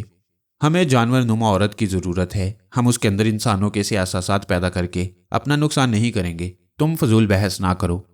اچھی بات ہے، میں اس سلسلے میں کچھ نہیں بولوں گا، مگر یاد رکھو اس طرح تم مجھے اپنا دوست نہیں دشمن بناتے چلے جاؤ گے، ماسٹر یوشے نے بڑی لاپرواہی سے کہا۔ اچھا، دیکھا جائے گا۔ ابھی میرا نشہ خراب نہ کرو، مجھے ذرا سر میں رہنے دو۔ تم جہنم میں جاؤ۔ اس نے مجھ سے دماغی رابطہ ختم کر دیا۔ میں پھر اپنے بستر پر آ کر لیٹ گیا۔ مجھے اپنی ہی بے بسی پر غصہ آ رہا تھا۔ ایک تو میں فریال کو اس شیطان کی گرفت میں جانے سے نہیں بچا سکا، دوسری سونیا تھی جس کے ساتھ وہ شیطان نہ جانے کیا سلوک کرنے والا تھا۔ جب تک سونیا کے اندر درندگی تھی اور وہ دشمن کی طرح مجھے سونگتی پھر رہی تھی، اس وقت تک میں نے اس سے ہمدردی نہیں کی تھی، لیکن اس کا دوسرا روپ سامنے آتے ہی میرے دل میں انسانی ہمدردی پیدا ہو گئی۔ میں نے اس لڑکی کے ذہن میں جھانک کر دیکھا تاکہ ٹوٹی پھوٹی انگریزی میں اس سے رابطہ قائم کر سکوں، لیکن اس کے دماغ میں ماسٹر یوشے کی سوچ سنائی دے رہی تھی۔ ماسٹر یوشے سونیا کی زبان میں اسے کچھ کہہ رہا تھا، جس سے اندازہ ہو رہا تھا کہ وہ سونیا کے لیے پہلے ہی غصے میں بھرا بیٹھا تھا کہ سونیا نے مجھ سے کیوں دوستی کی، اس لیے وہ سختی سے اس کا محاسبہ کر رہا تھا۔ اگرچہ میں اس زبان کو نہیں سمجھ رہا تھا، تاہم ان دونوں کے لہجے اور آواز کے اتار چڑھاؤ سے یہ معلوم کرنے کی کوشش کر رہا تھا کہ سونیا کس انداز میں جواب دے رہی ہے۔ سونیا پہلے بہت آہستہ آہستہ باتیں کرتی رہی، پھر اس کے لہجے میں تیزی آنے لگی۔ ایسا معلوم ہوتا تھا جیسے وہ ماسٹر یوشے کی مخالفت میں بول رہی ہے۔ تھوڑی دیر بعد میرا خیال درست نکلا۔ میں نے دیکھا سونیا کے دماغ میں ہلچل سی مچ گئی۔ وہ اپنے کمرے میں کھڑی ہوئی تھی، اچانک ہی لڑکھڑا کر فرش پر گر پڑی۔ ماسٹر یوشے اسے ذہنی اذیتیں پہنچا رہا تھا۔ میں تیزی سے قدم بڑھاتا ہوا اپنے کمرے سے باہر آیا، پھر سونیا کے کمرے کے دروازے پر پہنچ کر دستک دی۔ جب دروازہ کھلا تو میں نے وہاں ماسٹر یوشے کو دیکھا۔ اس نے دروازہ بند کرتے ہوئے غرا کر پوچھا، یہاں کیوں آئے ہو؟ میں نے سونیا کی جانب دیکھا، وہ فرش پر پڑی، دونوں ہاتھوں سے اپنے سر کو تھامے ہوئے تھی اور اب فرش سے اٹھنا چاہتی تھی۔ میں نے آگے بڑھ کر اسے سہارا دیا اور اسے ایک صوفے پر بٹھا دیا۔ تم ہمارے درمیان نہ ہو، چلے جاؤ یہاں سے۔ ماسٹر یوشے مجھے گھور کر دیکھ رہا تھا۔ ماسٹر یوشے، میں نے نفرت سے کہا، تمہارا دماغ خراب ہو گیا ہے، تم اس معصوم لڑکی کو کیوں پریشان کر رہے ہو؟ ماسٹر یوشے نے غصے سے کہا، یہ معصوم نہیں، مکار ہے، ہم سے غداری کر رہی ہے، میرے حکم سے انکار کر رہی ہے۔ میں اچھی طرح جانتا ہوں تمہارا حکم یہی ہوگا کہ سونیا مجھ سے دوستی نہ کرے۔ ہاں، ہم جو چاہتے ہیں وہی ہونا چاہیے، لیکن یہ میرا حکم ماننے سے انکار کر رہی ہے۔ اب تم اپنی آنکھوں سے دیکھو گے کہ میں اسے کیسی سزا دیتا ہوں۔ نہیں، میں نے غصے سے اٹھ کر کہا، تم ایسا نہیں کرو گے۔ ہاں، اگر تمہاری شامت آئی ہے تو پھر اسے سزا دو۔ ماسٹر یوشے نے کہکا لگاتے ہوئے کہا، تم میرے غلام بن کر مجھے دھمکی دے رہے ہو؟ آؤ ایک قدم بھی آگے بڑھو، میں تمہیں جہنم کے عذاب میں مبتلا کر دوں گا۔ میں نے اچانک ہی اس پر چھلانگ لگائی، فضا میں اڑ کر اس کے سینے پر لات جمانی چاہیے۔ اسی وقت میری سوچ نے کہا، لات ذرا بائیں طرف۔ سوچ کے مطابق میری لات بائیں طرف گئی اور میں دیوار سے جا ٹکرایا۔ صاف ظاہر تھا کہ اس شیطان نے فوراً ہی میرے دماغ کو کنٹرول کر لیا۔ میں فرش پر گرتے ہی اس کی آواز سن رہا تھا۔ وہ اجنبی زبان میں سونیا سے کچھ کہہ رہا تھا، انداز بالکل حاکمانہ تھا۔ میں نے فرش سے اٹھ کر دیکھا تو سونیا کے ہاتھوں کی انگلیاں سیدھی ہو گئیں اور فولادی ناخن نکل آئے۔ وہ کبھی کبھی نہیں کے انداز میں سر کو جھٹکتی، مگر پھر اس کا دماغ اس شیطان کی مٹھی میں آ جاتا۔ میں ماسٹر یوشے کی غفلت سے فائدہ اٹھا کر اس پر دوبارہ حملہ کرنا چاہتا تھا، لیکن اسی وقت سونیا اس کے سامنے ڈھال بن کر کھڑی ہو گئی۔ دوسرے لفظوں میں اس شیطان نے اس بیچاری کو ڈھال بننے پر مجبور کر دیا۔ میں سونیا کے چہرے پر کبھی کبھی کرب کے آثار دیکھتا۔ وہ دشمن بن کر میرے مقابلے پر آنا نہیں چاہتی تھی، مگر ماسٹر یوشے کی شیطانی چالوں سے مجبور ہو جاتی۔ اس نے سونیا کو سختی سے حکم دیا، گو اینڈ اٹیک۔ اس کا ذہن پوری طرح شیطان کی مٹھی میں تھا۔ اس نے حکم پاتے ہی مجھ پر حملہ کر دیا۔ میں اچھل کر ایک طرف ہو گیا، پھر بہت مجبور ہو کر اس کی کمر پر ایک لات جما دی۔ وہ کراہتی ہوئی بستر پر جا گری۔ اس لات کے ساتھ ہی میں نے فوراً گھوم کر ماسٹر یوشے کے منہ پر ایک ریئر کک ماری۔ وہ لڑکھڑا کر پیچھے کی طرف گیا اور صوفے پر بیٹھ گیا۔ اسی وقت سونیا نے چیختے ہوئے اور روتے ہوئے کہا، no mister Farhad, do not hit him. थोड़ी देर के लिए सोनिया का जहन आज़ाद हो गया था, इसीलिए वो अटक अटक कर मुझसे कह रही थी कि मैं मास्टर यूशे पर हमला न करूं। फिर वो उस शैतान के सामने मजबूर होकर कह रही थी कि वो अब मेरी दोस्त नहीं है, बेहतर है कि मैं वहां से चला जाऊं। मैंने मास्टर यूशे की जानिब देखा। वो लात खाने के बाद उसी तरह सोफे पर बैठा हुआ था और बड़े आराम से तंजिया अंदाज में मुस्कुराते हुए मुझे देख रहा था। देख लो फरहाद, अब ये जानवर किस तरह मेरा हुक्म मान रही है। इसकी समझ में आ गया है कि ये दोस्ती करेगी तो मैं इसे दुश्मन की तरह तुम्हारे सामने आने पर मजबूर कर दूंगा। अगर तुम्हें भी अकल आ गई है तो यहां से चले जाओ और अपने कमरे में जाकर आराम करो। मैंने मायूसी से सोनिया की जानिब देखा। वो रोती हुई मुझे बेबसी से देख रही थी। मैं सर झुकाकर अपने कमरे में वापस आ गया और मैं कर भी क्या सकता था। मैं एक कुर्सी पर बैठकर सिगरेट सुलगाने के बाद गहरे गहरे कश लगाने लगा। मेरे जैसा कोई कैदी ना होगा। मेरे हाथों में हथकड़ी नहीं थी, पाँव में जंजीर नहीं थी। मैं एक जलील तरीन दुश्मन के सामने आज़ाद था, मगर यह आज़ादी मेरा मजाक उड़ा रही थी। ना मैं उसके खिलाफ हाथ पांव इस्तेमाल कर सकता था, ना ही दिमाग से काम ले सकता था। ये सोच सोचकर मैं बुरी तरह झुंझलाता। फिर आप ही आप मेरी झुंझलाहट खत्म हो जाती। दिमाग समझाता कि सब्र करो, तुम्हारी बारी भी आएगी। सुबह हो चुकी थी। रात बड़े कर्ब और बेचैनी से गुजरी। सोने को भी दिल नहीं चाहता था।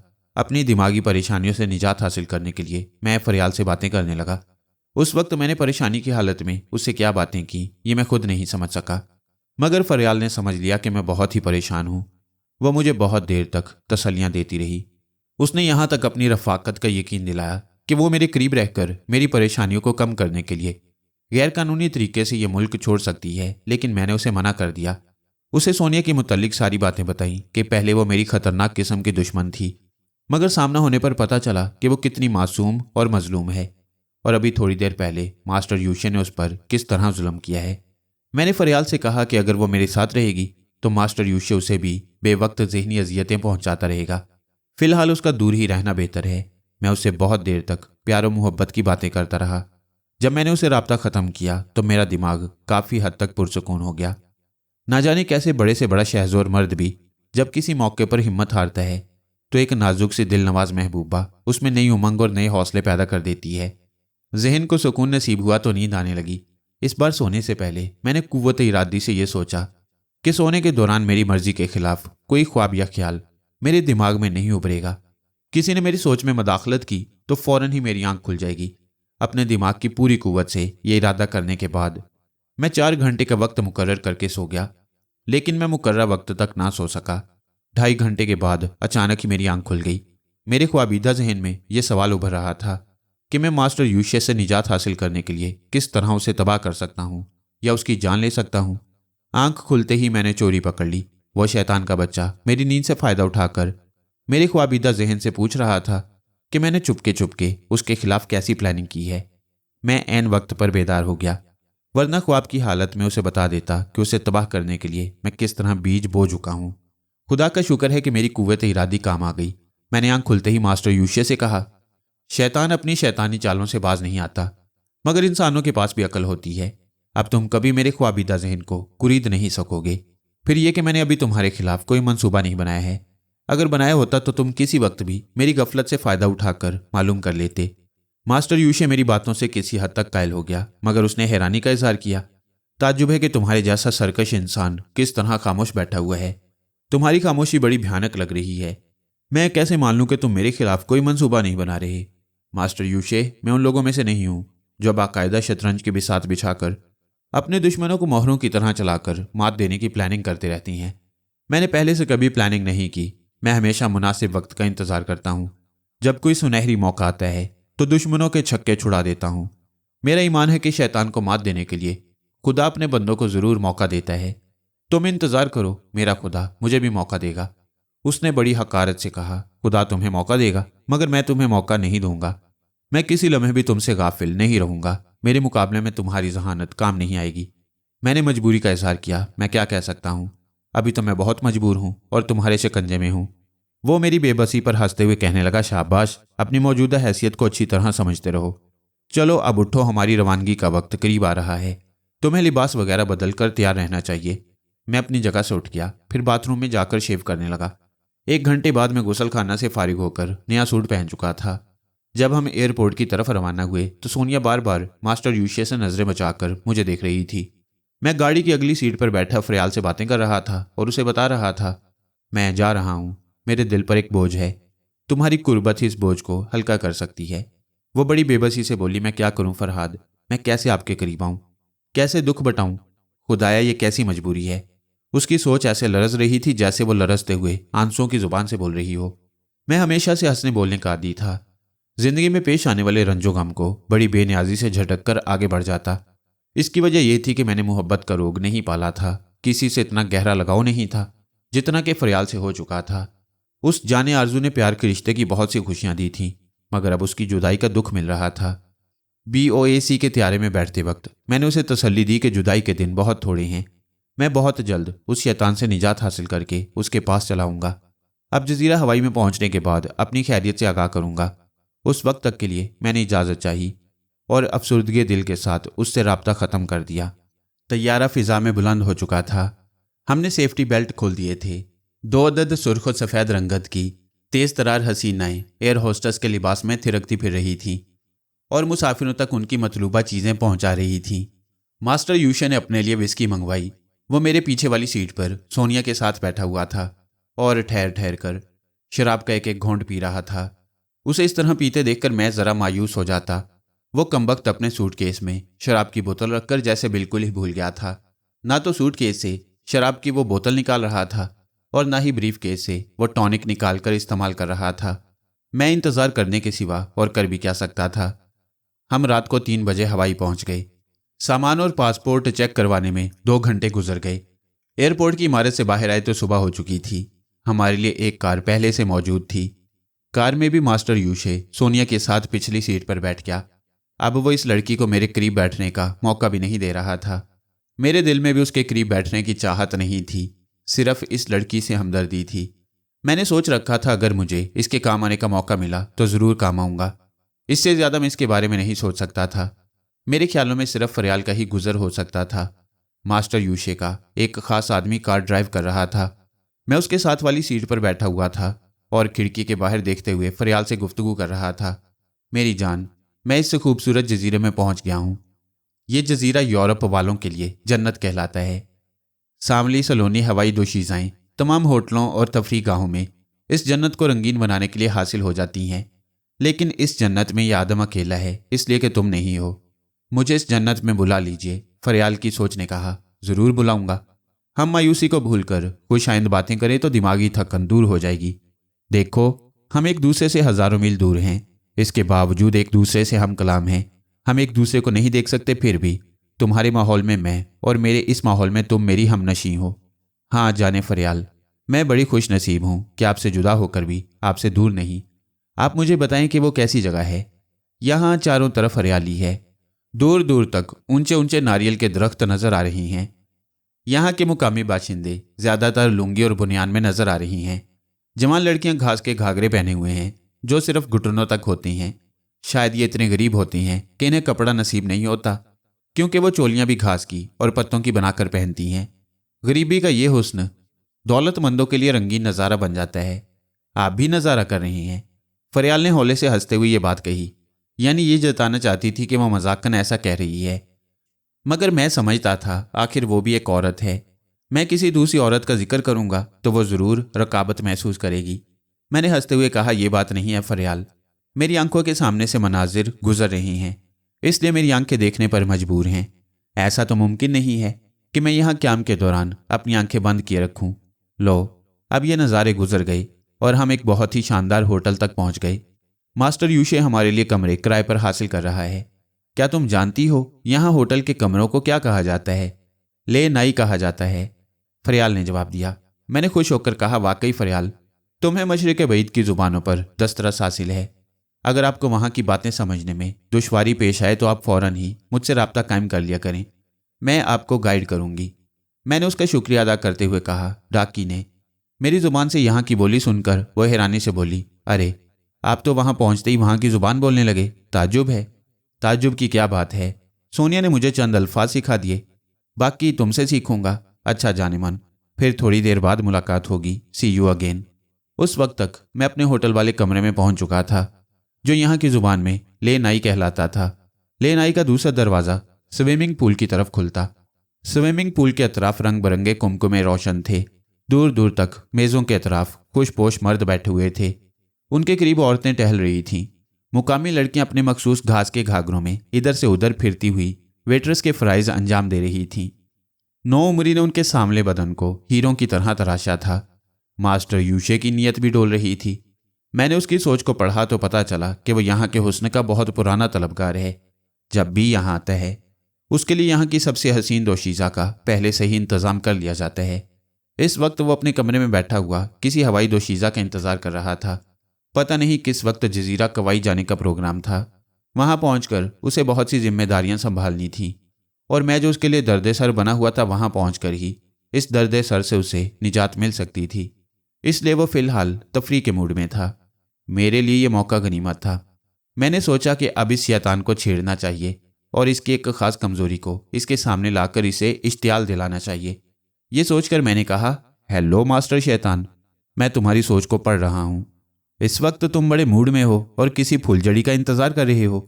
वो बड़े मूड में हंसते हुए कहने लगा, क्या तुम ललचा रहे हो? अफसोस, अगर सोनिया तुम्हारी दोस्त बनने की हमाकत ना करती तो शायद मैं एक रात के लिए उसे तुम्हारे पास भेज देता। मुझे सोनिया से रात वाली दिलचस्पी नहीं है। फिर यह कि औरतों के सिलसिले में मैं किसी का मोहताज नहीं हूँ।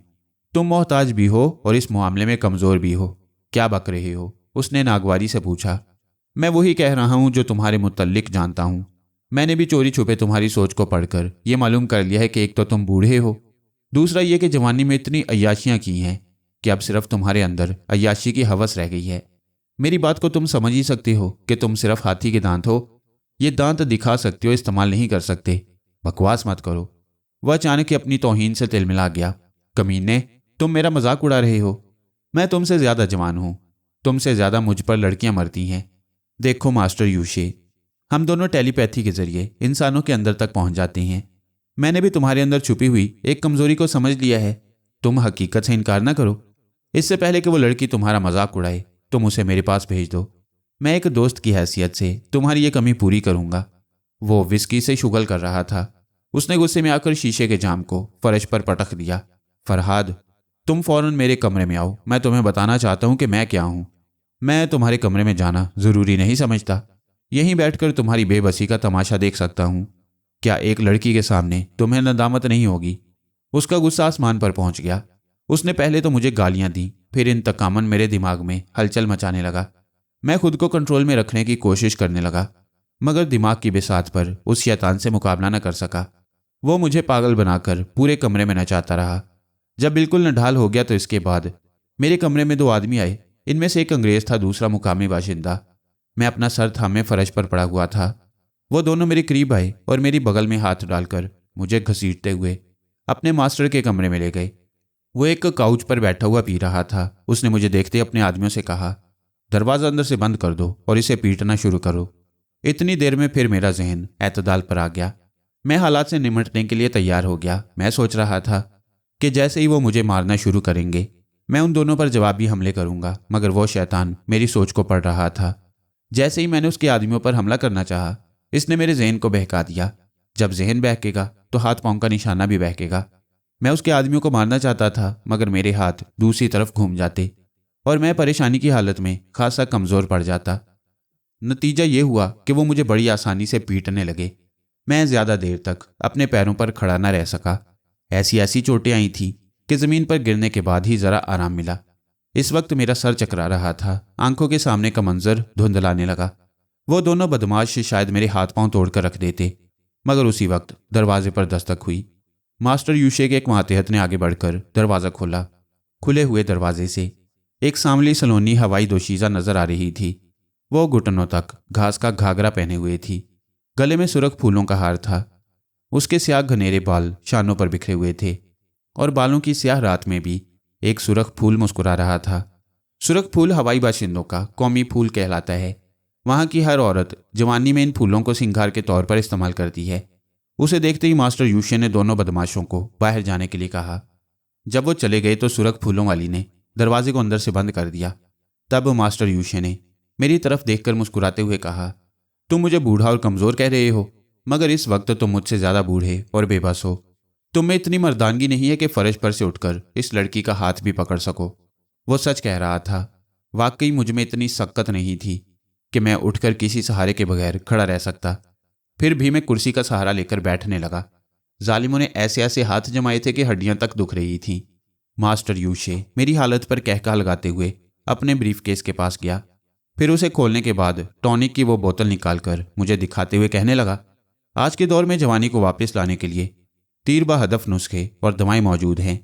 ये एक ऐसा टॉनिक है कि इसकी एक ही खुराक से मेरी रूठी हुई जवानी वापस आ जाती है। वो टॉनिक की शीशी खोलने लगा। मैंने फौरन ही आंखें बंद कर लीं और अपनी सोच को इधर से उधर भटकाने लगा। अगर मैं ये सोचता कि मैं इस टॉनिक में इंसानी जहन को मफलूज कर देने वाली दवा मिला चुका हूँ और अब उसका नतीजा सामने आने वाला है, तो ऐसे वक्त में वो मेरी सोच को पढ़ सकता था। इसीलिए मैं अपने बदन की चोटों को शिद्दत से महसूस करते हुए तकलीफ से कराह रहा था। फरहाद, तुम्हारी मौजूदा हालत को देखकर तुम पर बड़ा रहम आ रहा है, मगर तुम टूटी हुई शाख की तरह वहां बैठे रहोगे और बड़ी बेबसी से एक जीती जागती फिल्म देखते रहोगे और इस दवा के करिश्मे का एतराफ़ करोगे। उसके बाएं हाथ में टॉनिक की शीशी खुली हुई थी। किसी भी लम्हे वो अपना करिश्मा दिखा सकती थी, मगर वो जानबूझकर देर कर रहा था, मेरी बेबसी का मजाक उड़ा रहा था और मुझे छेड़ छेड़ कर मज़े ले रहा था। उसने आगे बढ़कर अपना दायां हाथ बढ़ाते हुए उस दोशीज़ा को बुला लिया। फिर शीशी को फिजा में बुलंद करते हुए मेरी तरफ देखकर चेयर कहा और उसे मुंह से लगा लिया। एक साथ के लिए मैंने सांस रोक ली। दवा उसके हलक में उतर चुकी थी। वो ऐसी ज़ूद असर थी कि खून की रवानी में शामिल होते ही उसके दिमाग तक पहुंच गई। अचानक ही शीशी उसके हाथ से छूटकर कालीन पर आ गई। वो दोनों हाथों से सर को थामकर फर्श की तरफ झुकने लगा। उसकी डूबती हुई सोच बता रही थी कि वो अपनी कुव्वत इरादी से काम लेने की नाकाम कोशिश कर रहा है। मैं तकलीफ के बावजूद हामते कामते उठने की कोशिश करने लगा। शिकस्त खाकर ज़मीन पर पड़े रहने का वक्त नहीं था। वो शैतान गुरूर की बुलंदी से गिरकर फर्श पर आ गया था। मैं डगमगाता हुआ उसके करीब आ गया। वो फर्श पर चारों शाने चित पड़ा था। दवा की शीशी उसके करीब कालीन पर पड़ी हुई थी। मैं उसके सीने पर सवार हो गया। फिर शीशी उठाकर दोबारा उसके खुले हुए मुंह से लगा दी। उसकी नाक मैंने एक चुटकी में पकड़ ली ताकि मुंह से सांस लेते वक्त दवा उसके हलक से उतर जाए। जब टॉनिक की शीशी खाली हो गई तो मैं उठकर उससे अलग हो गया। वो फर्श पर पड़ा हुआ पागलों की तरह हाथ पांव पटक रहा था और दिमाग के अंधेरे में भटक रहा था। उसके दिमाग में किसी किस्म की सोच नहीं थी, सिर्फ तेज हवाओं की सनसनाहट थी। दिमाग के खला में सिर्फ आंधियां चल रही थी। रफ्ता रफ्ता वो साकित होने लगा। थोड़ी देर के बाद वो एक लाश की तरह पड़ा हुआ था। वो दोशीज़ा सहमे हुए अंदाज में दूर जाकर खड़ी हो गई। मैंने उसकी तरफ देखा मगर कुछ कह ना सका। मैं थक हार कर करीब ही बिस्तर पर गिर पड़ा। वो धीरे धीरे खिसकती हुई दरवाजे की तरफ जा रही थी। मैंने डांट कर कहा, रुक जाओ, क्या तुम अंग्रेजी जुबान समझती हो? उसने टूटी फूटी अंग्रेजी में बताया कि वो किसी हद तक ये जुबान समझ लेती है। मैंने उससे कहा, दरवाजे की चिटखनी गिरा दो और वापस आकर कुर्सी पर बैठ जाओ। जब तक मैं इजाज़त ना दूं तुम यहाँ से नहीं जाओगी। वो बुरी तरह सहमी हुई थी। दरवाजे की चिटखनी गिराने के बाद कुर्सी पर आकर बैठ गई। मैंने मादाम सोनिया से दिमागी राब्ता कायम किया। वो अपने कमरे में बैठी हुई सुबह नाश्ते के तौर पर दूध पी रही थी। मैंने उसे किसी हद तक इंसान होने का एहसास दिलाया था, इसीलिए वो कच्चे गोश्त से परहेज कर रही थी। मैंने सोच के जरिए उसे मुखातिब किया तो वो चौंक कर बोली, फरहाद, क्या ये तुम हो? तुम मुझे कैसे मुखातिब कर रहे हो? क्या मास्टर यूशे इस राब्ते को नहीं समझेगा? नहीं, अब उसे डरने की ज़रूरत नहीं। उसकी तमाम सलाहियतें मफलूज हो चुकी हैं। तुम फ़ौरन उसके कमरे में आओ, मैं तुम्हारा इंतज़ार कर रहा हूँ। 1 मिनट के अंदर ही वो दरवाज़ा खोलकर कमरे में आ गई। फिर मास्टर यूशे को फर्श पर बेहिस हरकत पड़ा देखकर ठिठक गई। मैंने उसे तसल्ली दी, घबराओ नहीं, अब ये तुम्हारा कुछ नहीं बिगाड़ेगा। इसके करीब जाकर देखो कि ये जिंदा भी है या नहीं।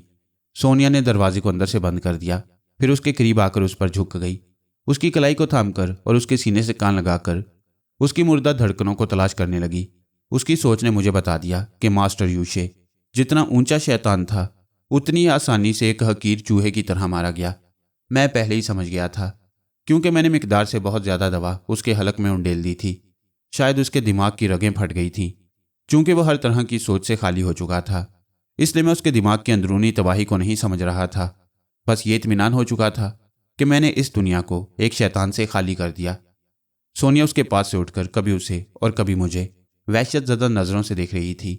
उसके चेहरे से परेशानियां यान थी। वह खौफ से लरजती हुई और तेज़ी से चलती हुई मेरे पास आई। क्या तुमने इसे मारा है? मैंने इस बात में सर हिलाया। वो मेरे बाजू को पकड़कर झिंझोड़ते हुए बोली, ये तुमने क्या किया? वो चारों शैतान तुम्हें जिंदा नहीं छोड़ेंगे। 4 नहीं 3, मैंने उसे याद दिलाया। एक शैतान मर चुका है। वो फिर सहमी हुई नज़रों से मास्टर यूशे की लाश की तरफ बढ़ने लगी। वो बुरी तरह खौफजदा थी। चूंकि वो मास्टरों के गिरोह में रहकर उनके लिए काम करती आई थी, इसलिए वो अच्छी तरह समझती थी कि बाकी तीनों मास्टर भी कितने खतरनाक हैं। वो तुम्हें कब्र में भी सुकून से लेटने नहीं देंगे। यहाँ से कहीं भाग चलो। इस जजीरे से लेकर दूसरे जजीरा कवाई तक उनके आदमी फैले हैं। मैंने बिस्तर पर उठकर बैठते हुए कहा, मेरा सबसे बड़ा दुश्मन यही यूशे था, जो आइंदा भी मुझे जहनी अजियतों में मुब्तला कर सकता था। खुदा का शुक्र है कि मैं इससे निजात हासिल कर चुका हूँ। मुझे दूसरे दुश्मनों की परवाह नहीं। वो ज़्यादा से ज़्यादा मुझे जिस्मानी अजियतें पहुँचाएंगे या मुझे मार डालेंगे, मगर जहनी अजियतें मौत से ज़्यादा अजाब में मुब्तला करती हैं। अब इस बात का अंदेशा नहीं कि कोई दुश्मन मेरी सोच को पढ़ सकेगा। अब मैं आज़ादी से बाकी दुश्मनों से निमट सकूंगा। तुम इस लड़की से पूछो कि ये कहाँ से आई है और इसे यहाँ कौन लाया था। सोनिया अपनी ज़ुबान में उससे बातें करने लगी। इसके बाद उसने मुझे बताया, ये हमारे गिरोह से ताल्लुक़ नहीं रखती। हमारे मातहत काम करने वाले इस लड़की के बाप को अच्छी खासी रकम देकर यहाँ ले आए। मैंने उसे बताया कि यहाँ लाकर मुझे 2 आदमियों ने बुरी तरह पीटा था। अब वो बाहर जाए और उन्हें बुलाकर यहाँ ले आए ताकि उनकी भी मुरम्मत हो जाए। वो मेरी हदायत के मुताबिक बाहर चली गई। मैं उसकी सोच के ज़रिए मालूम करने लगा कि वो कहाँ जा रही है और क्या कर रही है। वो दोनों होटल के बार में बैठे विस्की पी रहे थे। वो घबराई हुई उनके पास पहुंची और उस मुकामी बाशिंदे को अपनी ज़ुबान में बताया, फरहाद मास्टर यूशे से झगड़ा कर रहा है। उस मुकामी बाशिंदे ने अपने अंग्रेज साथी को उसकी ज़ुबान में बताया। वो दोनों फौरन ही बाहर से निकले और तेज़ी से चलते हुए कमरे के अंदर आ गए। सोनिया उनके पीछे थी। जैसे ही वो अंदर आए उसने दरवाजे को बंद कर दिया। मैंने कहा, सोनिया, मुझे सख्त चोटें आई हैं। मैं लड़ने के मूड में नहीं। ज़रा तुम इन्हें बताओ कि इनके हाथ पांव किस तरह टूट सकती हैं। ये बात मैं उससे सहल अंग्रेजी में कह रहा था। वो दोनों मेरी बात सुनते ही तेज़ी से पलटकर सोनिया को देखने लगे। उसी वक्त सोनिया के दोनों हाथ आगे बढ़े, उंगलियां एक एक करके सीधी होने लगी। शप शप आहनी नाखून छुपे हुए पंजों से बाहर आने लगे। वो खूंखार जंगली बिल्ली की तरह गुरा रही थी और अंगारे जैसी आंखों से अपने दोनों शिकार को ताक रही थी। मैं एक सोफे पर आराम से बैठ गया। अपने दोनों पांव उठाकर सेंटर टेबल पर रख दिए ताकि आरामदेह बॉक्स में बैठकर मार धाड़ वाली फिल्म का मजा आए। मुकामी बाशिंदे ने ज़रा सहम कर पीछे हटते हुए सोनिया से अपनी ज़ुबान में कुछ कहा। शायद वो उसे समझा रही थी कि वो अपने ही गिरोह के आदमियों पर दुश्मन बनकर हमला न करे और फरहाद जैसे दुश्मन का साथ ना दे। मगर सोनिया ने उसके जवाब में हमला कर दिया। अचानक ही उछलकर उसके मुंह पर एक फ्लाइंग किक मारी। वो अंग्रेज तेजी से दरवाजे की तरफ बढ़ने लगा। फिर उसका हाथ चिटखनी पर पहुंचा, मगर उसी वक्त आहनी नाखूनों ने उसके हाथ को गिरफ्त में लेकर अपनी तरफ खींचा। फिर जूडो का दाव आजमाते हुए उसे दूसरी तरफ उल्टाकर फेंक दिया। मुकामी बाशिंदा तो एक लात खाने के बाद ही फर्श पर ऐसे लेट गया कि दूसरी बार उठने की जहमत नहीं कर रहा था।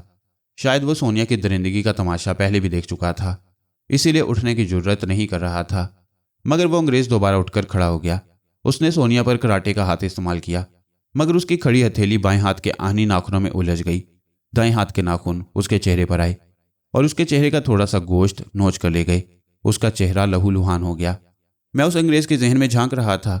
उसने शदीद तकलीफ के बायस चीखना चाहा तो मैंने उसे जहनी झटके पहुंचाए। उसकी चीख हलक में ही घुट कर रह गई। उसका खून में डूबा हुआ चेहरा बड़ा भयानक लग रहा था। मैं यही चाहता था कि वो शोर न मचाए। कमरे में जो कुछ हो रहा था बाहर वालों को उसकी खबर ना हो, इसीलिए वो बेचारा बड़ी खामोशी से मार खा रहा था। मैं सोनिया की सिर्फ इसी हद तक मदद कर रहा था कि उसके शिकार को चीखने का मौका नहीं दे रहा था। बाकी काम वो खुद कर रही थी। वो बदमाश फर्श पर झुका हुआ था और सोनिया उसे ठोकरों में ही उड़ा रही थी। वो फर्श पर औंधे मुंह दोहरा हो गया।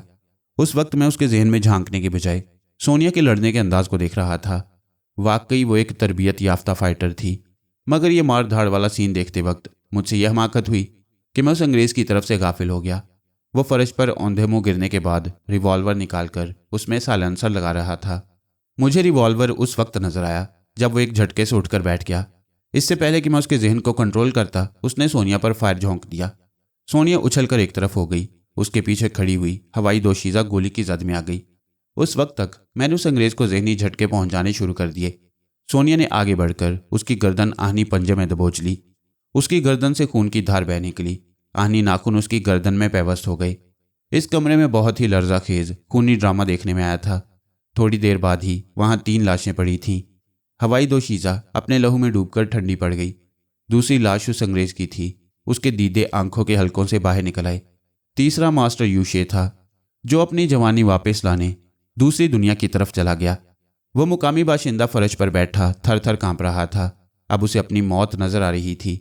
मैंने उससे पूछा, तुम दोस्त बनकर रहना चाहते हो या दुश्मन बनकर अभी मरना पसंद करोगे? मैं मरना नहीं चाहता, वो घिघियाने लगा। मैं हमेशा मादाम सोनिया की इज्जत करता हूँ, इसीलिए मादाम के मुकाबले पर नहीं आया। ये मेरी हमवतन है। मैं आप लोगों से कभी दुश्मनी नहीं करूँगा। तुम्हारा नाम क्या है? मुझे जमाको कहती हैं। मैं पूरी सच्चाई से दोस्ती करना चाहता हूँ, इसलिए मैं आपको खतरे से आगाह करना ज़रूरी समझता हूँ। मास्टरों की जमात में मास्टर यूशे की शख्सियत सबसे अहम थी। अब दूसरे मास्टर आपको इस जजीरे से जिंदा बचकर जाने का मौका नहीं देंगे। तुम्हारे मास्टरों की नज़रों में मेरी भी अहमियत बहुत ज़्यादा है। अगर उन्हें इस बात का यकीन दिला दिया जाए कि मास्टर यूशे मेरे हाथों नहीं मारा गया, तो वो मुझे दुश्मन की नज़रों से नहीं देखेंगे। इसकी मौत का इल्ज़ाम इस अंग्रेज़ पर आना चाहिए जिसकी लाश तुम्हारे सामने पड़ी है। इस अंग्रेज़ का नाम क्या था? जॉन डैगर, मगर ये डोंकी के नाम से पुकारा जाता था। मैंने हकारत से डोंकी की लाश को देखते हुए कहा, डोंकी मायने गधा, लेकिन गधे भी इससे अच्छी मौत मरती हैं।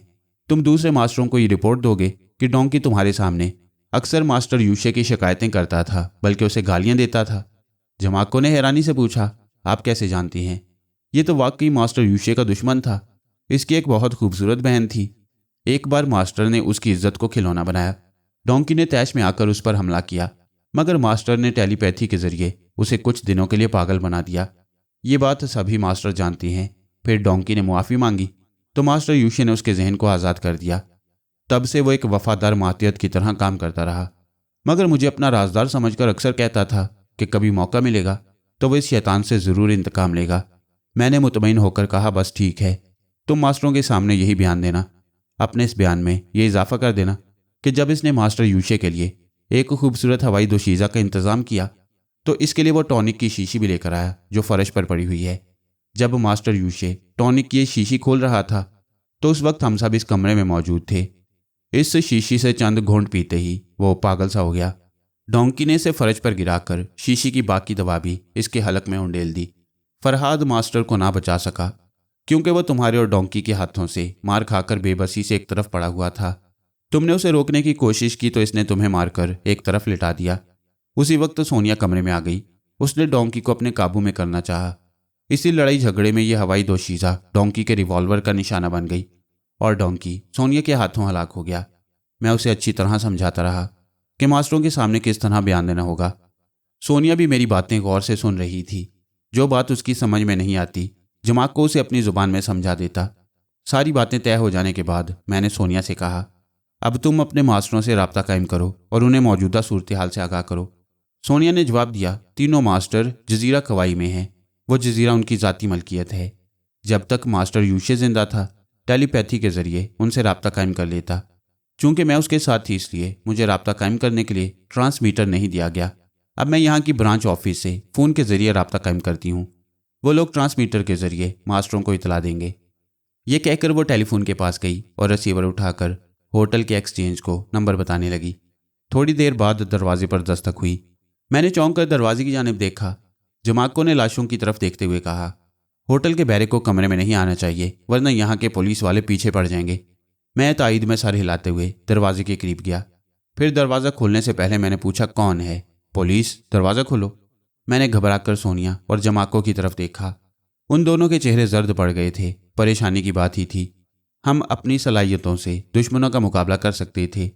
मैं तीनों मास्टरों को धोखा दे सकता था मगर कानून के खिलाफ कोई हरकत नहीं कर सकता था और कानून के मुहाफिज मेरा मुहासबा करने के लिए बंद दरवाजे की दूसरी तरफ आकर खड़े हो गए थे।